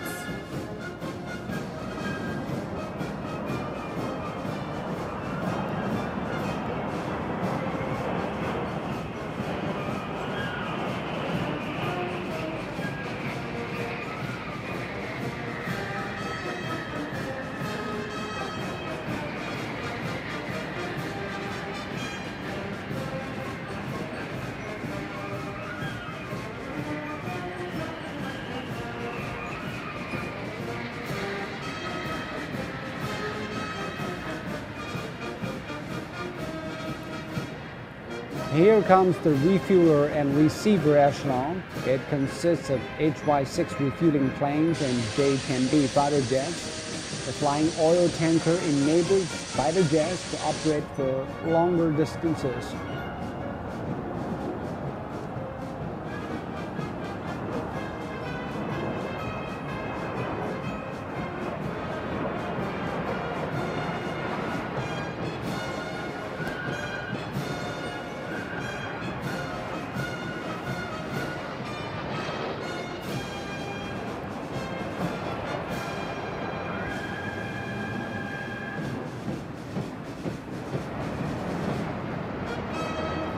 Next are the J-15 fighter jets, which can operate on the deck of aircraft carriers. They made their debut in the 2015 military parade.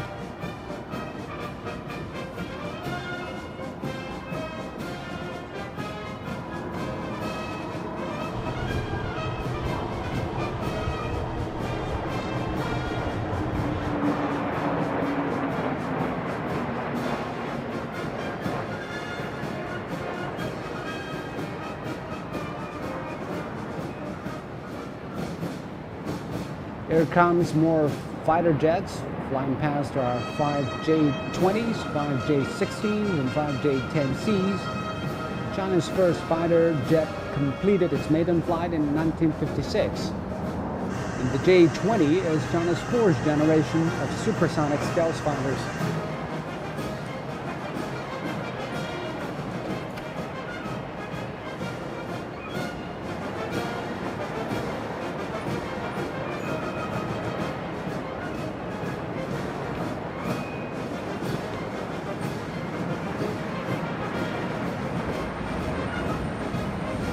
This is the Army Aviation Echelon. 5 Z-9 armed helicopters form the reconnaissance and warning fleet. 9 Z-10s from the Fire Assault Fleet. There are also 3 Z-19 armed helicopters, 6 Z-20 tactical utility helicopters, 9 Z-8B transport helicopters. 8 Z-19s are taking guard positions, and this marks the debut of the Z-20.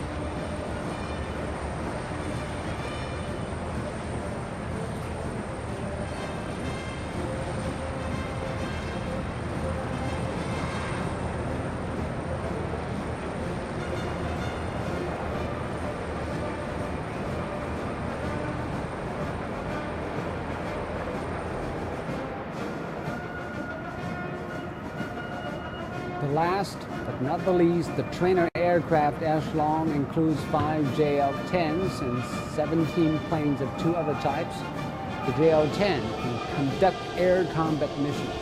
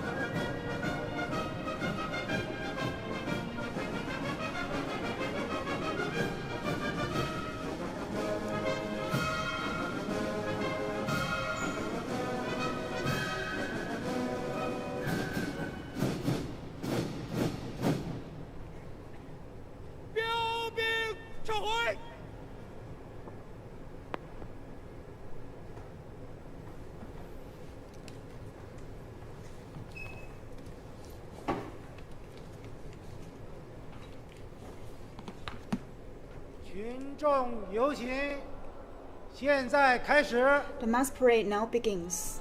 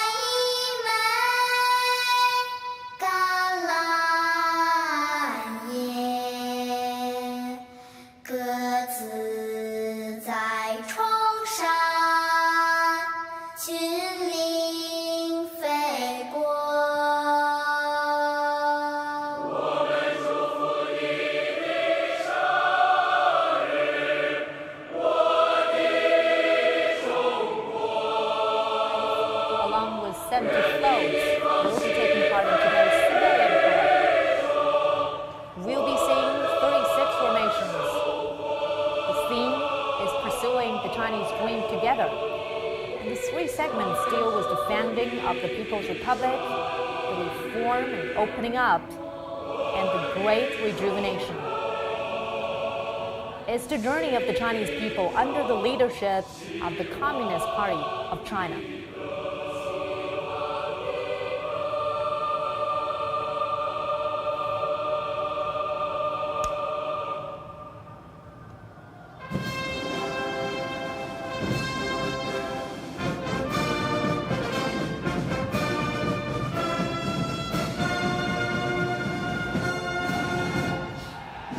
First up, the national flag.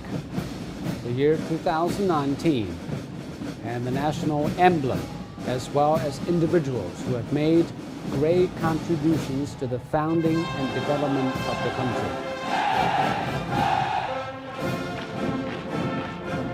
1,949 young people are carrying a giant flag. It was at Tiananmen Square that the PRC flag was first raised 70 years ago,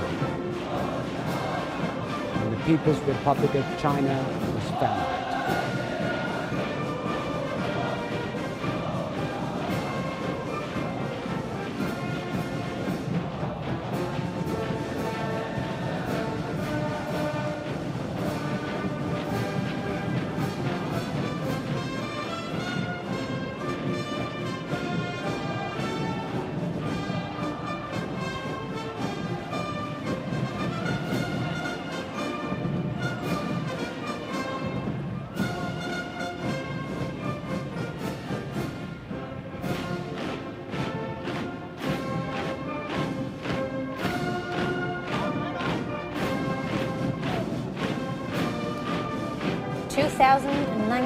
Young people make up the year and the national emblem formations. In the center of the emblem is Tiananmen, entrance to the Forbidden City. Above are 5 stars, which symbolize the unity of the people under the leadership of the party. The sheaves of wheat and rice stand for the farmers, and the cogwheel for the workers.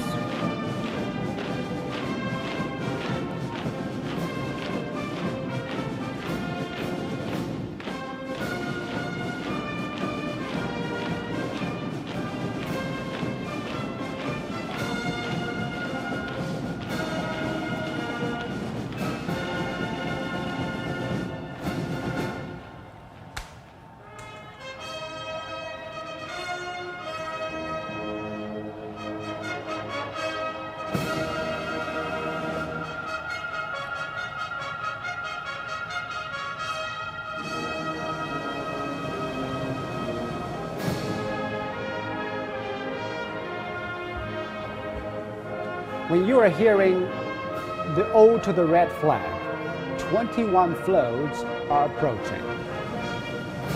They carry representatives of the families of older generations of the party, state, and military leaders who served in the early years of the People's Republic. There are also outstanding individuals who have made great contributions to the country's development. Some of them joined the revolution before the founding of the People's Republic. We also see representatives of veterans, members of the paramilitary, and civilians who were active in military campaigns.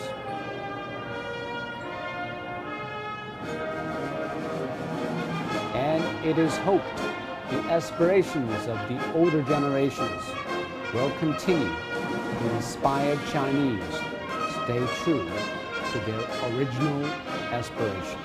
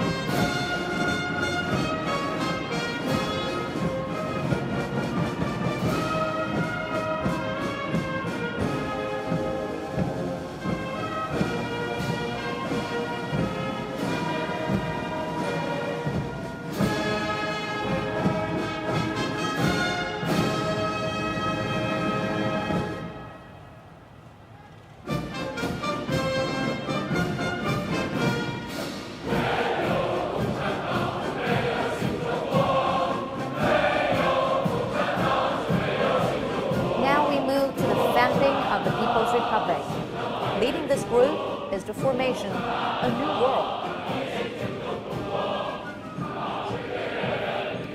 It represents the birth of the Communist Party of China.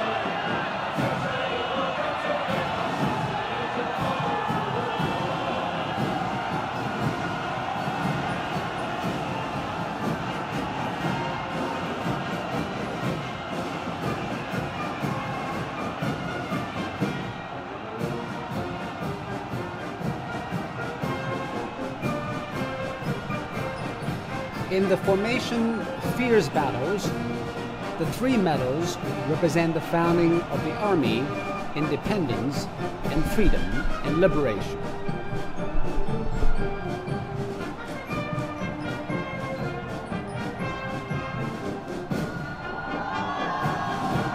They signify the party's role in uniting the people and leading them through 28 years of fierce battles against foreign aggression and the fight against oppression and to achieve liberation.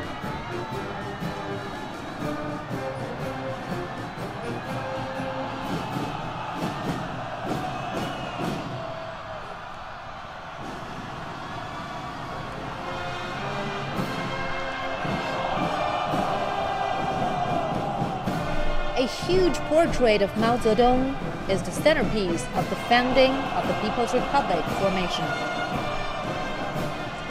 Party members, with Mao Zedong as their leading representative, developed Mao Zedong thought.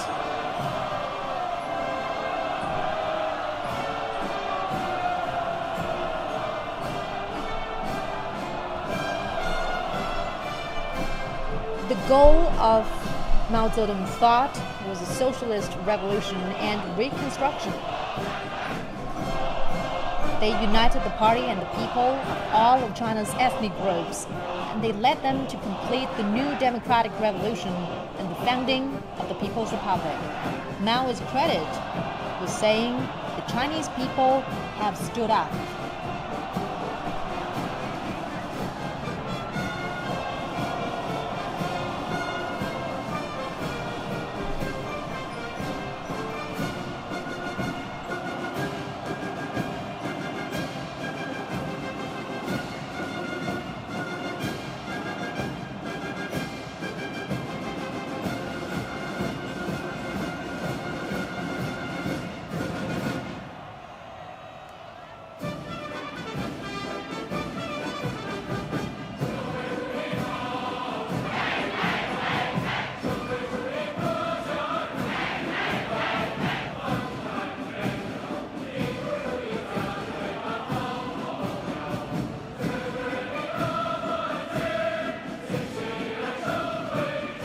This formation is the people running the country.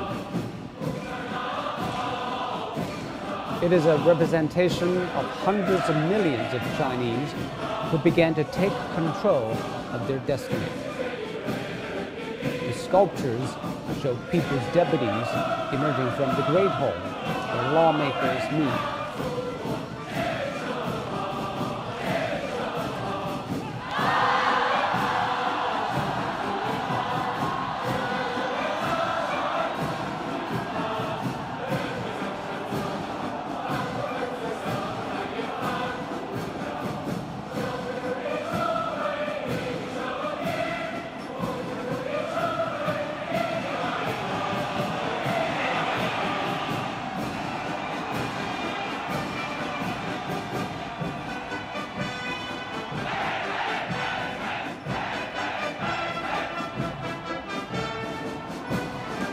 Next is the arduous struggles formation.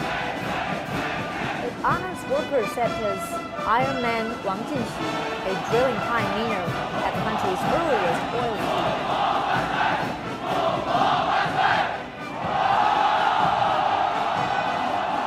And there was Xu Chuanxiang, the Beijing night soil collector, who was named a model worker.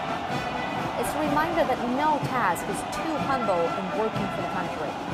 It represents the spirit of the Chinese people, their diligence and devotion to lift themselves out of poverty.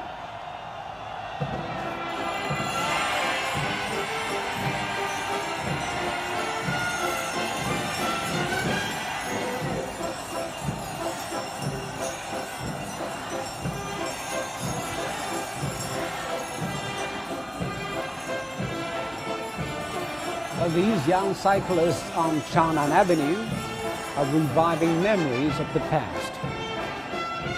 China used to be known as the kingdom of bicycles.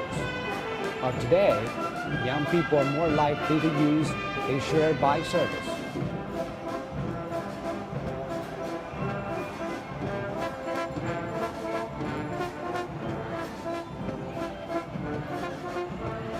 Whatever they ride, young people have always been the pioneers, and they carry the hopes for realizing the great rejuvenation of the Chinese dream.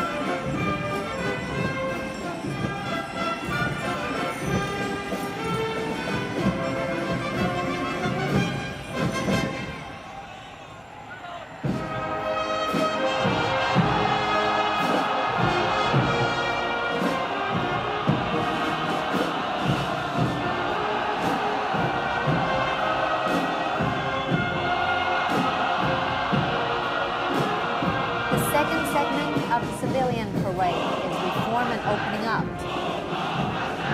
The first formation, Vital Decision, celebrates its architect, Deng Xiaoping.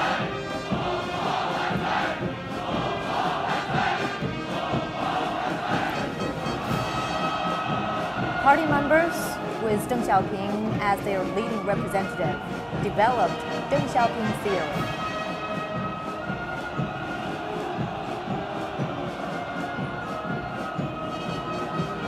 They united the party and the people of all of Chinese ethnic groups. And they pioneered the historic policy of reform and opening up, embarking on the path of socialism with Chinese characteristics. The policy is considered the foundation for what has been called the Chinese miracle of development.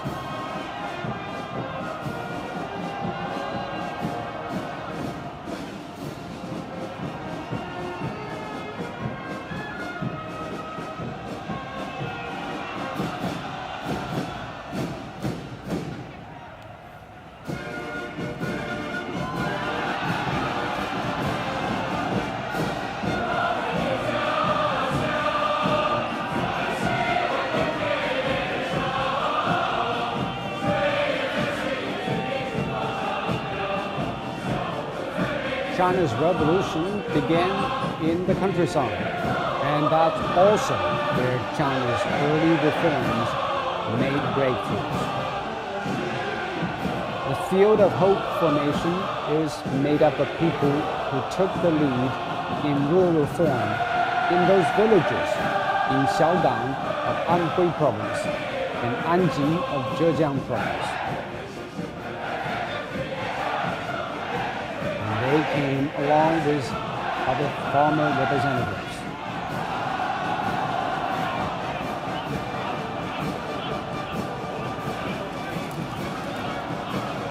The importance of agriculture and farmers in Chinese history and culture can never be underestimated.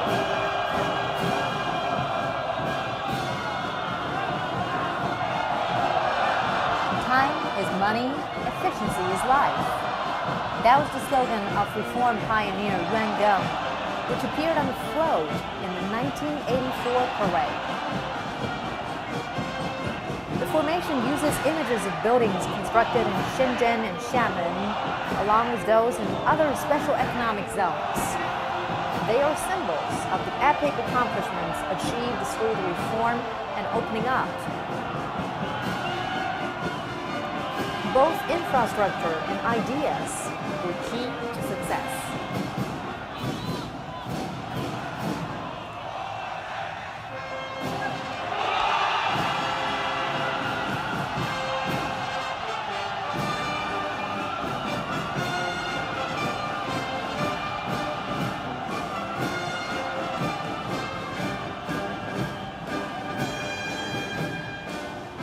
Next up is keeping pace with the times, with a portrait of former President Jiang Zemin. Party members, with Jiang Zemin as their leading representative, united the party and the people of all of China's ethnic groups. In 2000, they created the theory of the three representatives, detailing the sector of an advanced society represented by the party.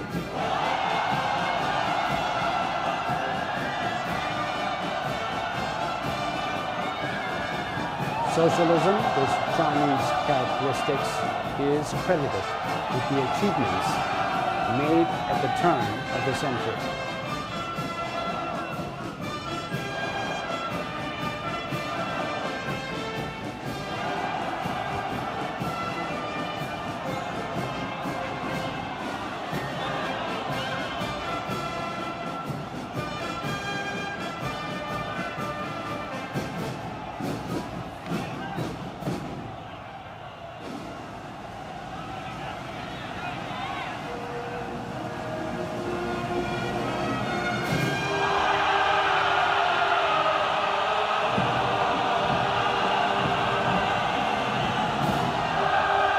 Next up is One Country, Two Systems. The formation includes Chinese from Hong Kong, Macau, and Taiwan.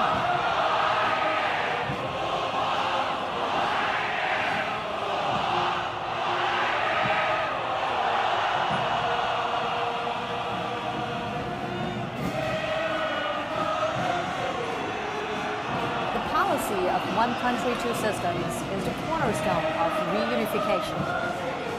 China says the policy will succeed as long as it is fully and accurately understood and implemented, and people act in strict accordance with the Chinese Constitution and the basic laws of the Hong Kong and Macau Special Administrative Regions.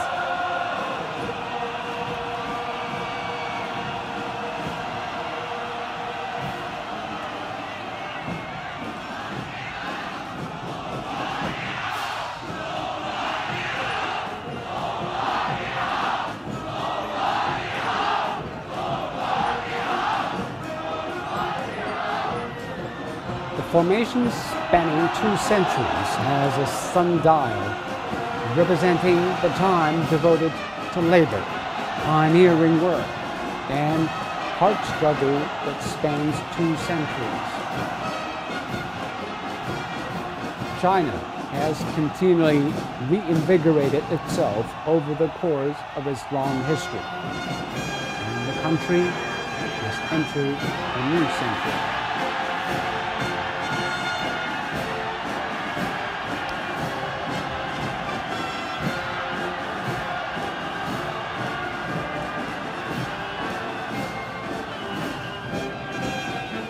Next up, the scientific outlook on development. It features a portrait of former President Hu Jintao.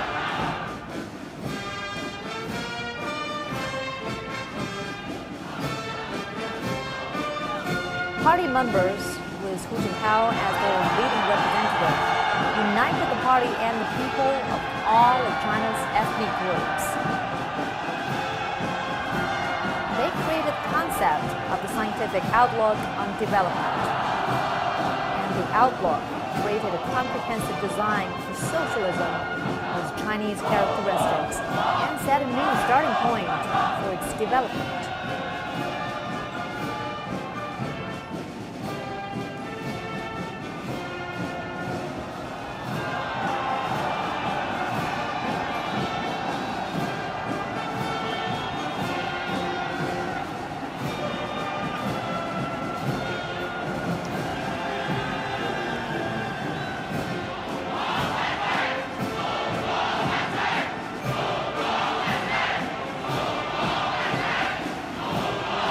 Next, fighting in unison, a group of medical workers, soldiers, and officers, and volunteers who joined in the 2003 fight against SARS, severe acute respiratory syndrome, and those who were part of the rescue and relief work during the 2008 Wenchuan earthquake.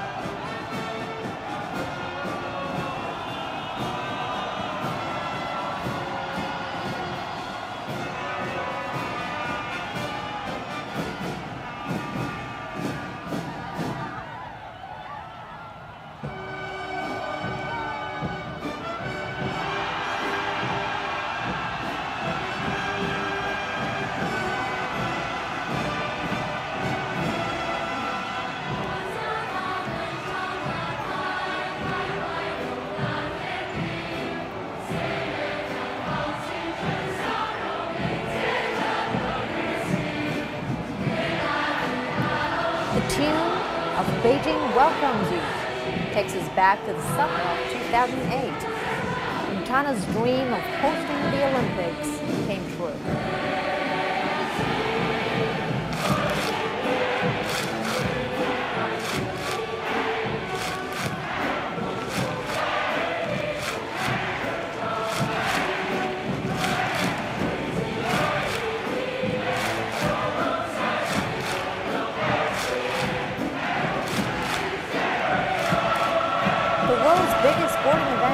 Described as China's coming out party. And today the country says, let's meet again in Beijing for the 2022 Winter Olympics.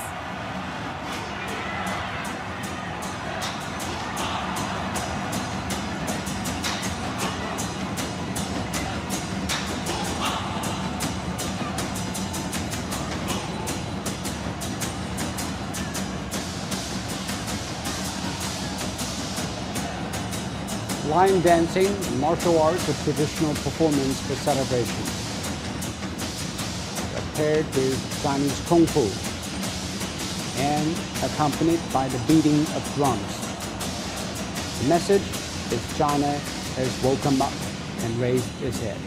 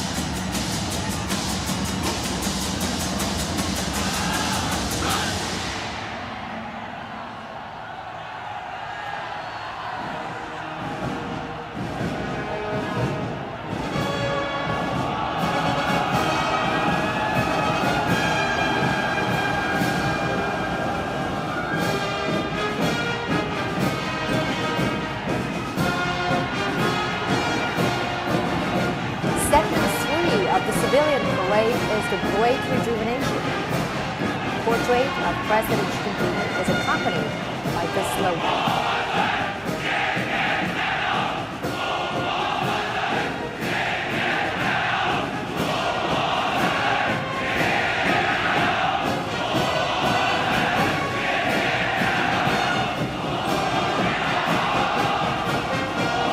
Since the 2012 Party Congress, the party's Central Committee, with Xi Jinping at its core, has united the party and the people of all of China's ethnic groups in accomplishing great national projects.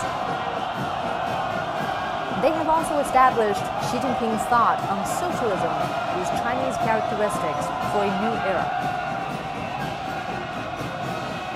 They are pushing forward the great cause of the nation and the party to achieve historic new advances.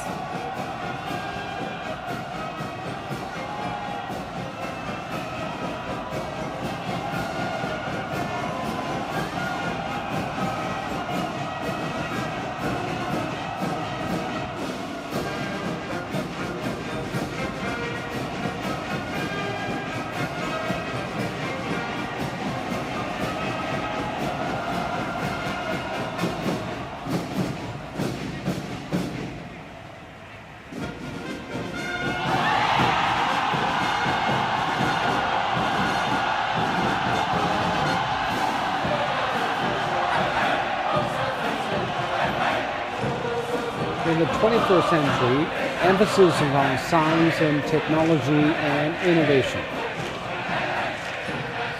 Big national projects are highlighted in this formation: high-speed railways, the Tiangong space station, the Jiaolong deepwater submersible, the fast telescope, the Beidou navigation satellite, the C919 jumbo jet, the Long March rocket, and the Tianhe 2 supercomputers are featured.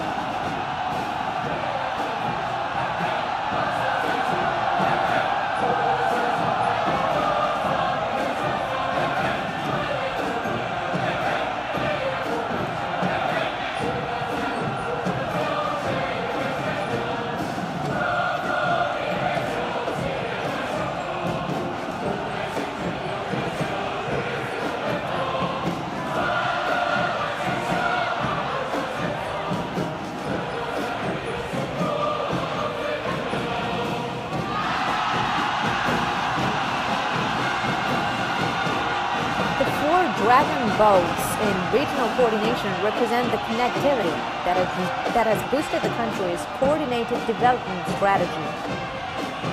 This includes the Beijing-Tianjin-Hebei region, the Yangtze River Economic Belt, the Guangdong, Hong Kong, Macau Greater Bay Area, and the Yangtze River Delta regional integration. The country is pushing ahead with development in its western regions and the rejuvenation of the northeast provinces. This is buttressed by the rise of the central regions and led by the stellar development of the eastern part of the country.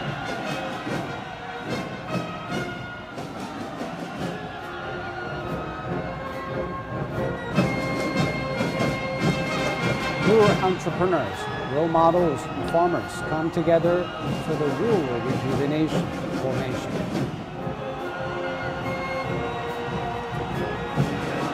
The backdrop is the countryside in the new era. Sustainable development calls for supporting industry while protecting the environment, which requires both government and public participation.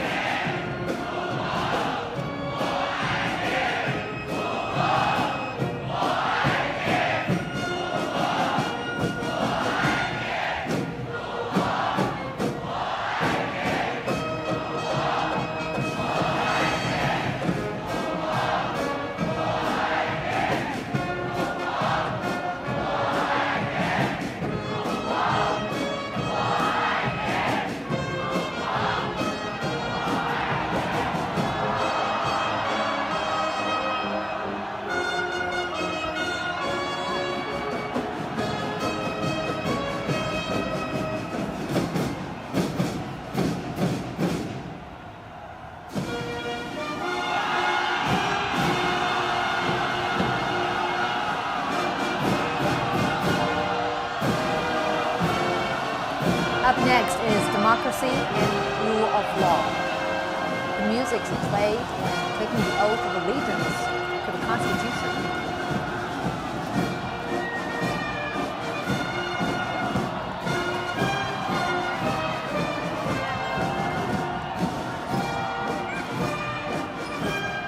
We can see the Constitution of the People's Republic of China and the star ceiling of the Great Hall of the People. They represent the resolve to safeguard the democracy of the people and to protect the dignity and authority of the Constitution and the law.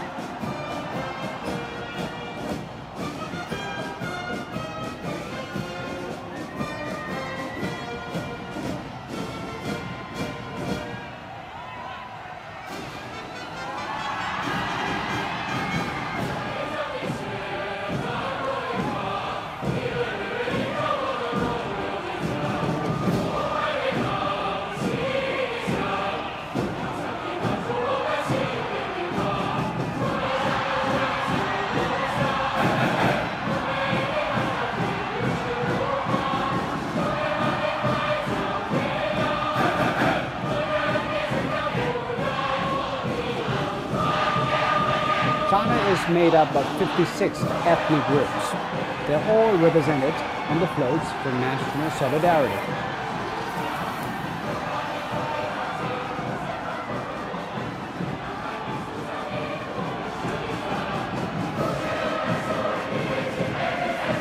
The great vase in the shape of a pomegranate symbolizes the unity of all the ethnicities, for they are as close as the seeds inside the fruit.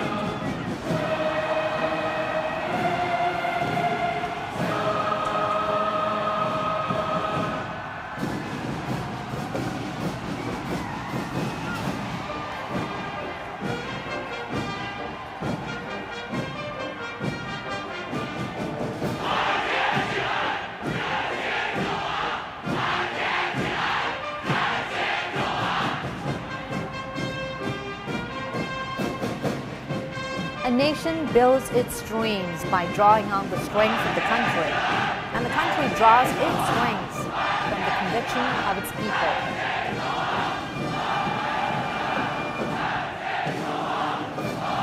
Next up is the Great Conviction. Xi Jinping thought on socialism with Chinese characteristics for a new era lends a powerful spiritual strength to the nation. The unity and conviction of the Chinese people are what powers the nation's development. That's the collective strength of its 1.4 billion people.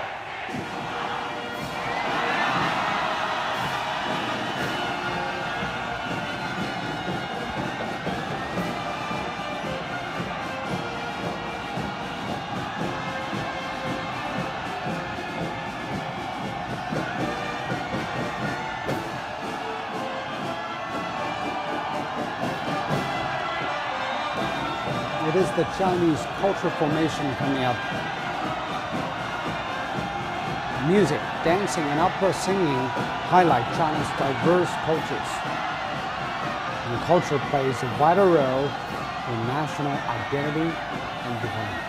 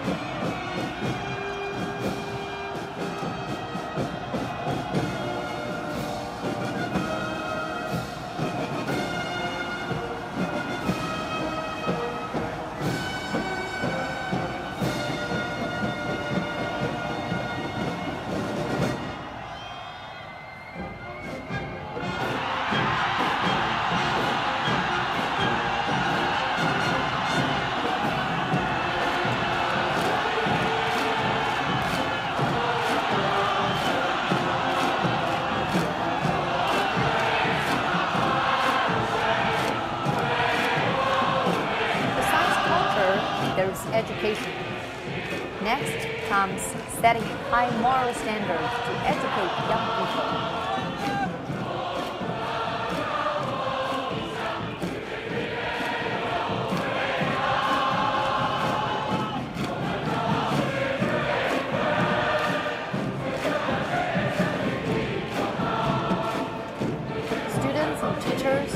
proudly carrying the flags of their schools.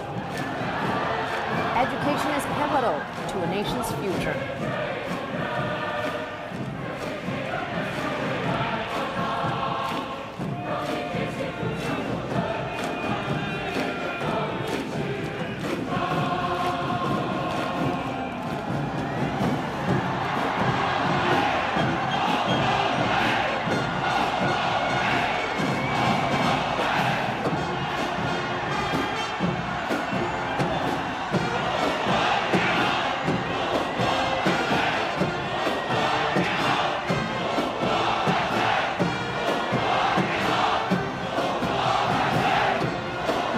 China is proud of its achievements in sport.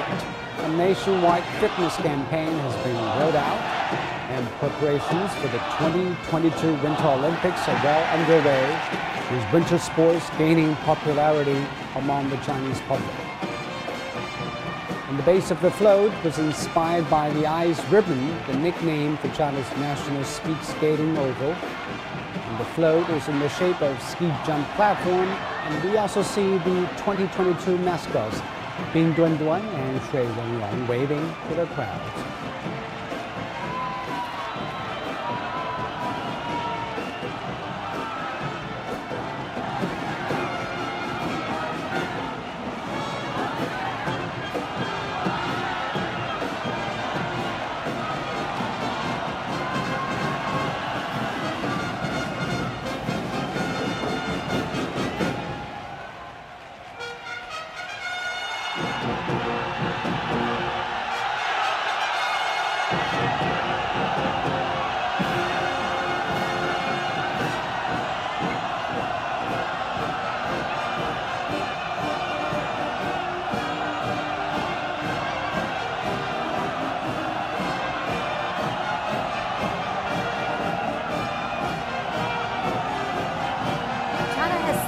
Target to eliminate extreme poverty by 2020.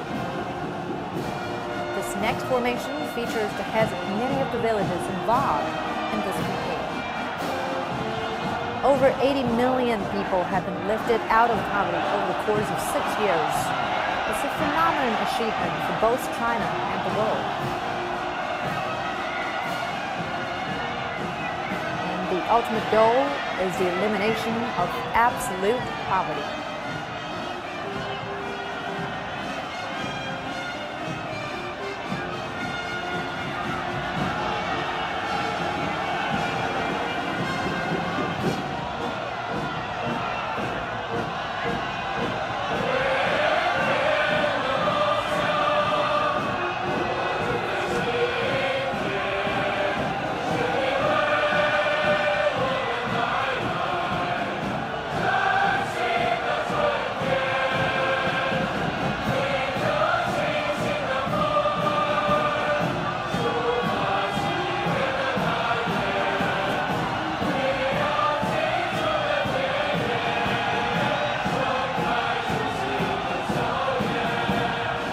The next formation salutes to the people who work in different jobs that make life beautiful. Sanitation workers keep streets clean, delivery men bring packages and coffee, transport workers, doctors and nurses. It also means the love of family, the energy and the spirit that comes from active senior citizens, and easy public access to people with special needs.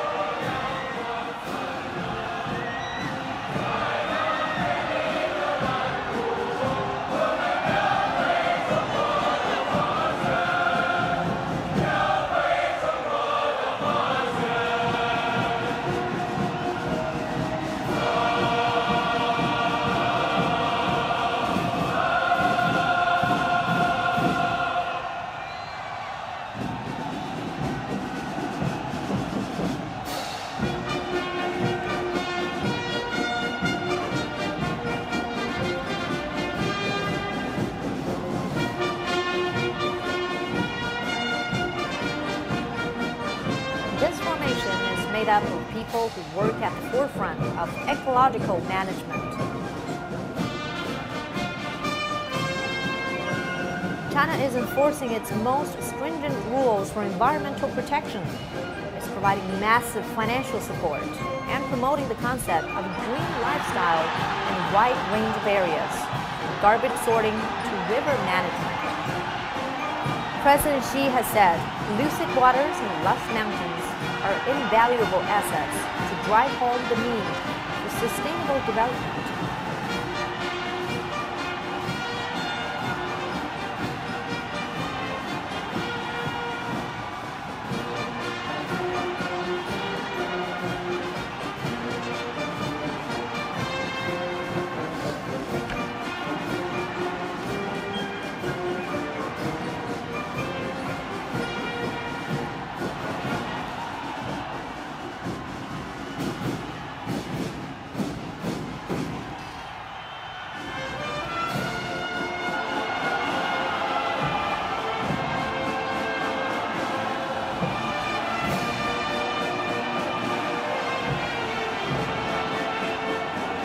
Our viewers are about to get a close-up on China's geography. Those are the flows representing China's 34 provinces, municipalities, and autonomous regions. Starting it off is a float resembling Kunpeng, a mythical bird from Chinese folklore, also known as the ROC. Kunpeng symbolizes the Chinese people lifting off into a great new era, thanks to the hard work of many generations.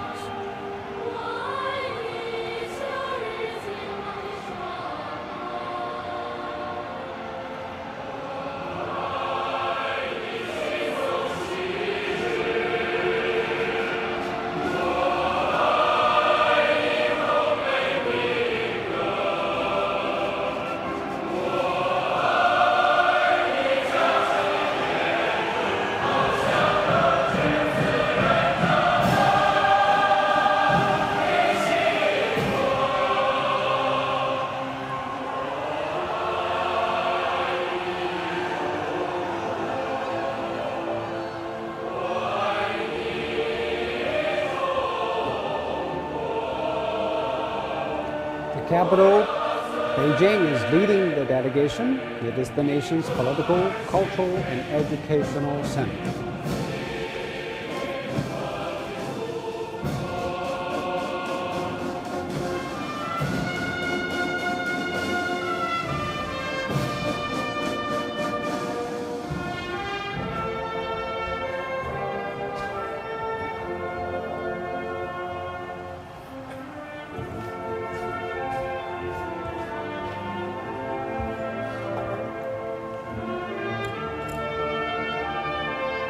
Hebei is a third of a metropolitan region with Beijing and Tianjin.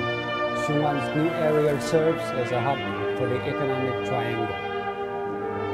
Shanxi possesses 1/3 of China's total coal deposits, and its economy is centered around heavy industry. Inner Mongolia has rich natural resources and is known for its vast grasslands.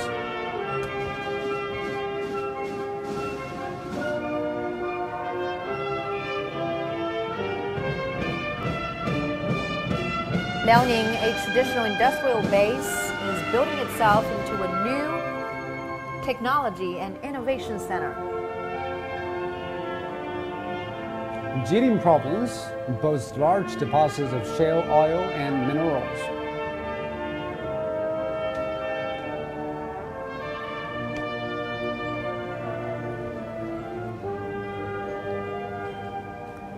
Heilongjiang is the largest agricultural base and an important industrial area.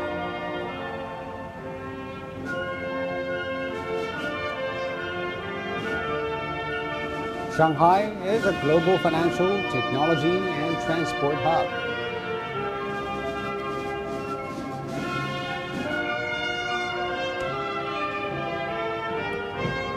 Jiangsu is the leading province in finance and technology. In 2018, its GDP ranked second among provinces.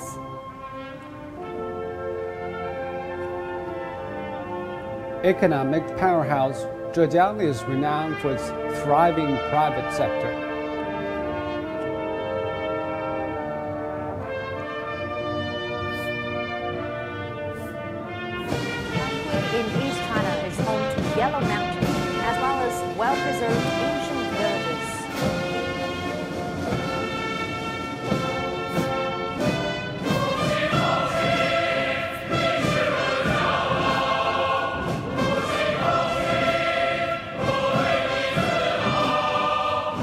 Fujian is one of the starting points of the Asian Maritime Silk Road and home to 4 UNESCO World Heritage Sites. Jiangxi was one of the earliest bases for Chinese communists. The city Ruijin is called the Red Capital. Shandong is the birthplace of Confucius, whose teachings have influenced Chinese for many generations.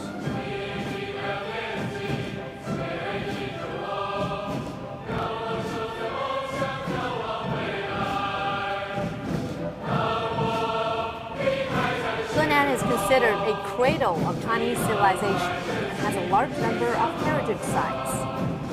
Hubei is a major transport thoroughfare in central China. One of its best-known natural attractions is the Three Gorges.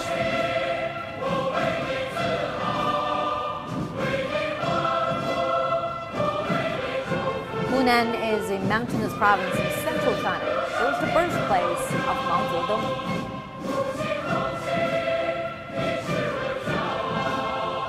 Guangdong, on the front line of China's reform and opening up, is the richest province and a major export hub.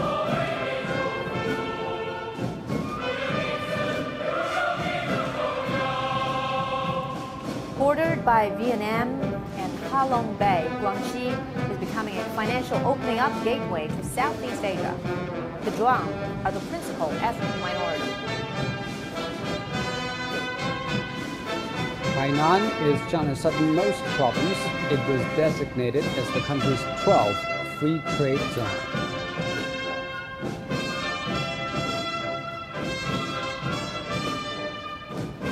Located in southwest China, Chongqing Municipality is a mega city and an economic center of the upstream Yangtze Basin.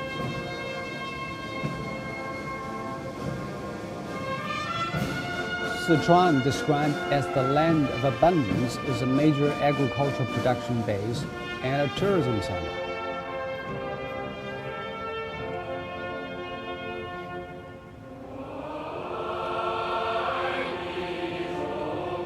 Guizhou is rich in natural and cultural resources. The Huangguoshu waterfall is a major tourist attraction there. Yunnan is home to 26 of China's ethnic groups, creating a unique fusion of different cultures and traditions.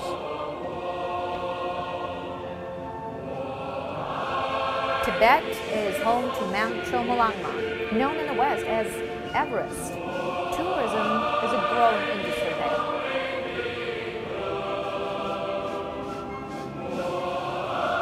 Shaanxi is considered one of the cradles of the Chinese civilization. 13 dynasties established their capitals in the province.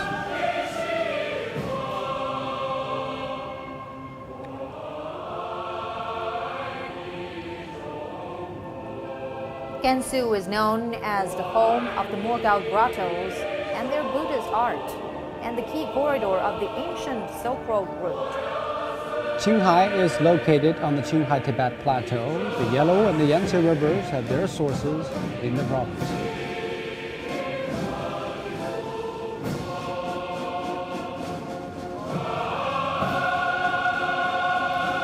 Ningxia is rich in minerals and plants used in traditional Chinese medicine. The Hui are the principal ethnic minority. Sitting along the Asian Silk Road, Xinjiang is the northwest gateway to Central Asia. The Uyghurs are the principal ethnic minority.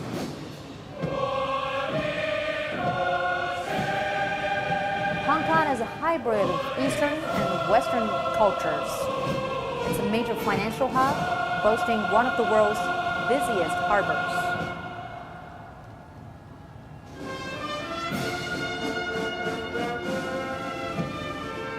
Macau has one of its highest per capita GDPs in the world, and its gaming industry is the largest.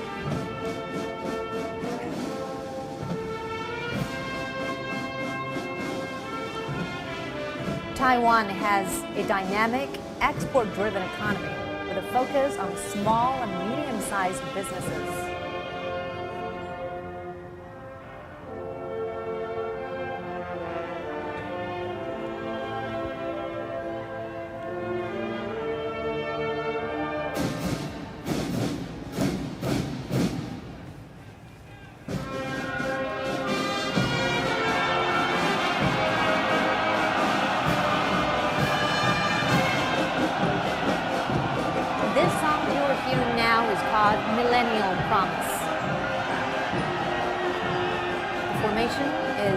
community with shared future for mankind. It features young people from China and abroad.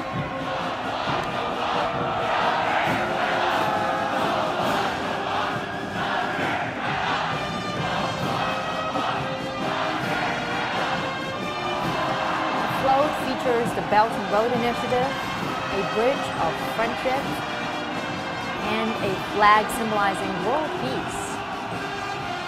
Taken together, they sent the message that China's development relies on its ties to the world, and the world also needs China for its future prosperity.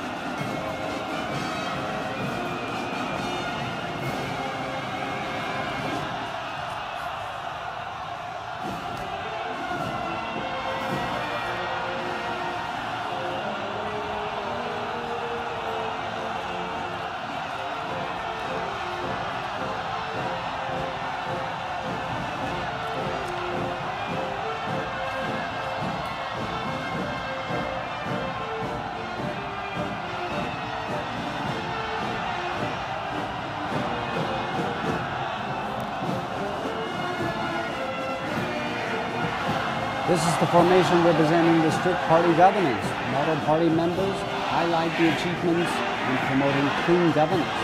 Socialism, this Chinese characteristic, is entering a new era, and the party says its relationship with the people is growing stronger as the anti-corruption drives makes greater progress.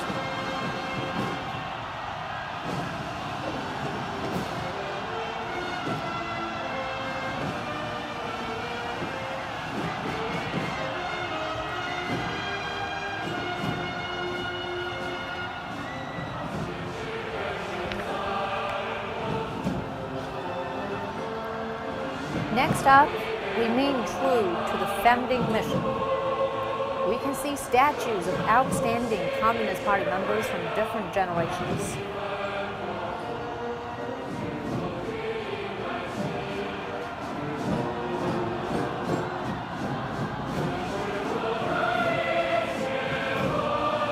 So there's Jiao Yulu, who died of cancer at 42, fighting poverty in the countryside.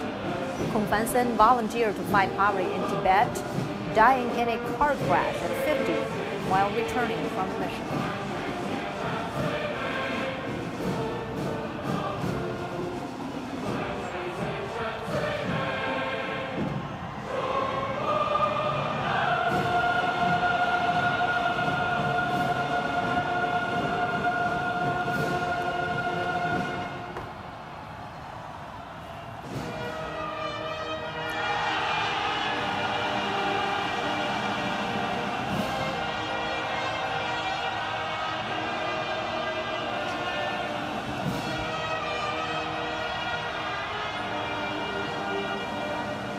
The China ship is moving ahead in an ocean of the world, bearing the hopes and dreams of 1.4 billion Chinese.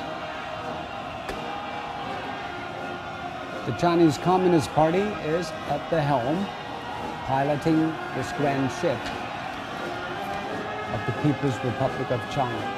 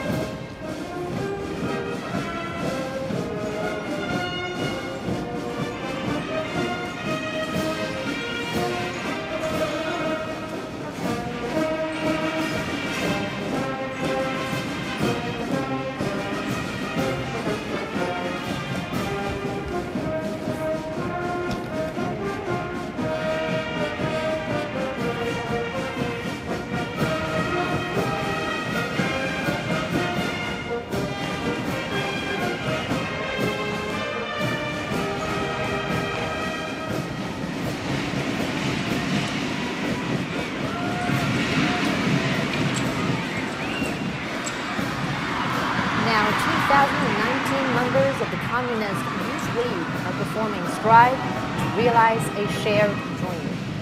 From childhood, young pioneers learn how to conduct themselves properly, set goals, and be creative to serve their country when they are called upon.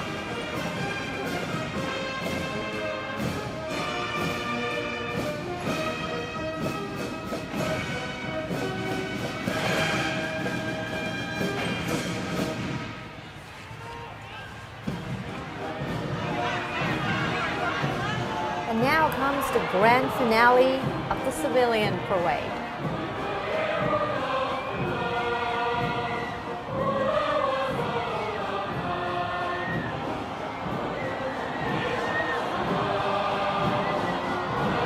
And the last formation consists of 5,000 Beijing local residents from all walks of life.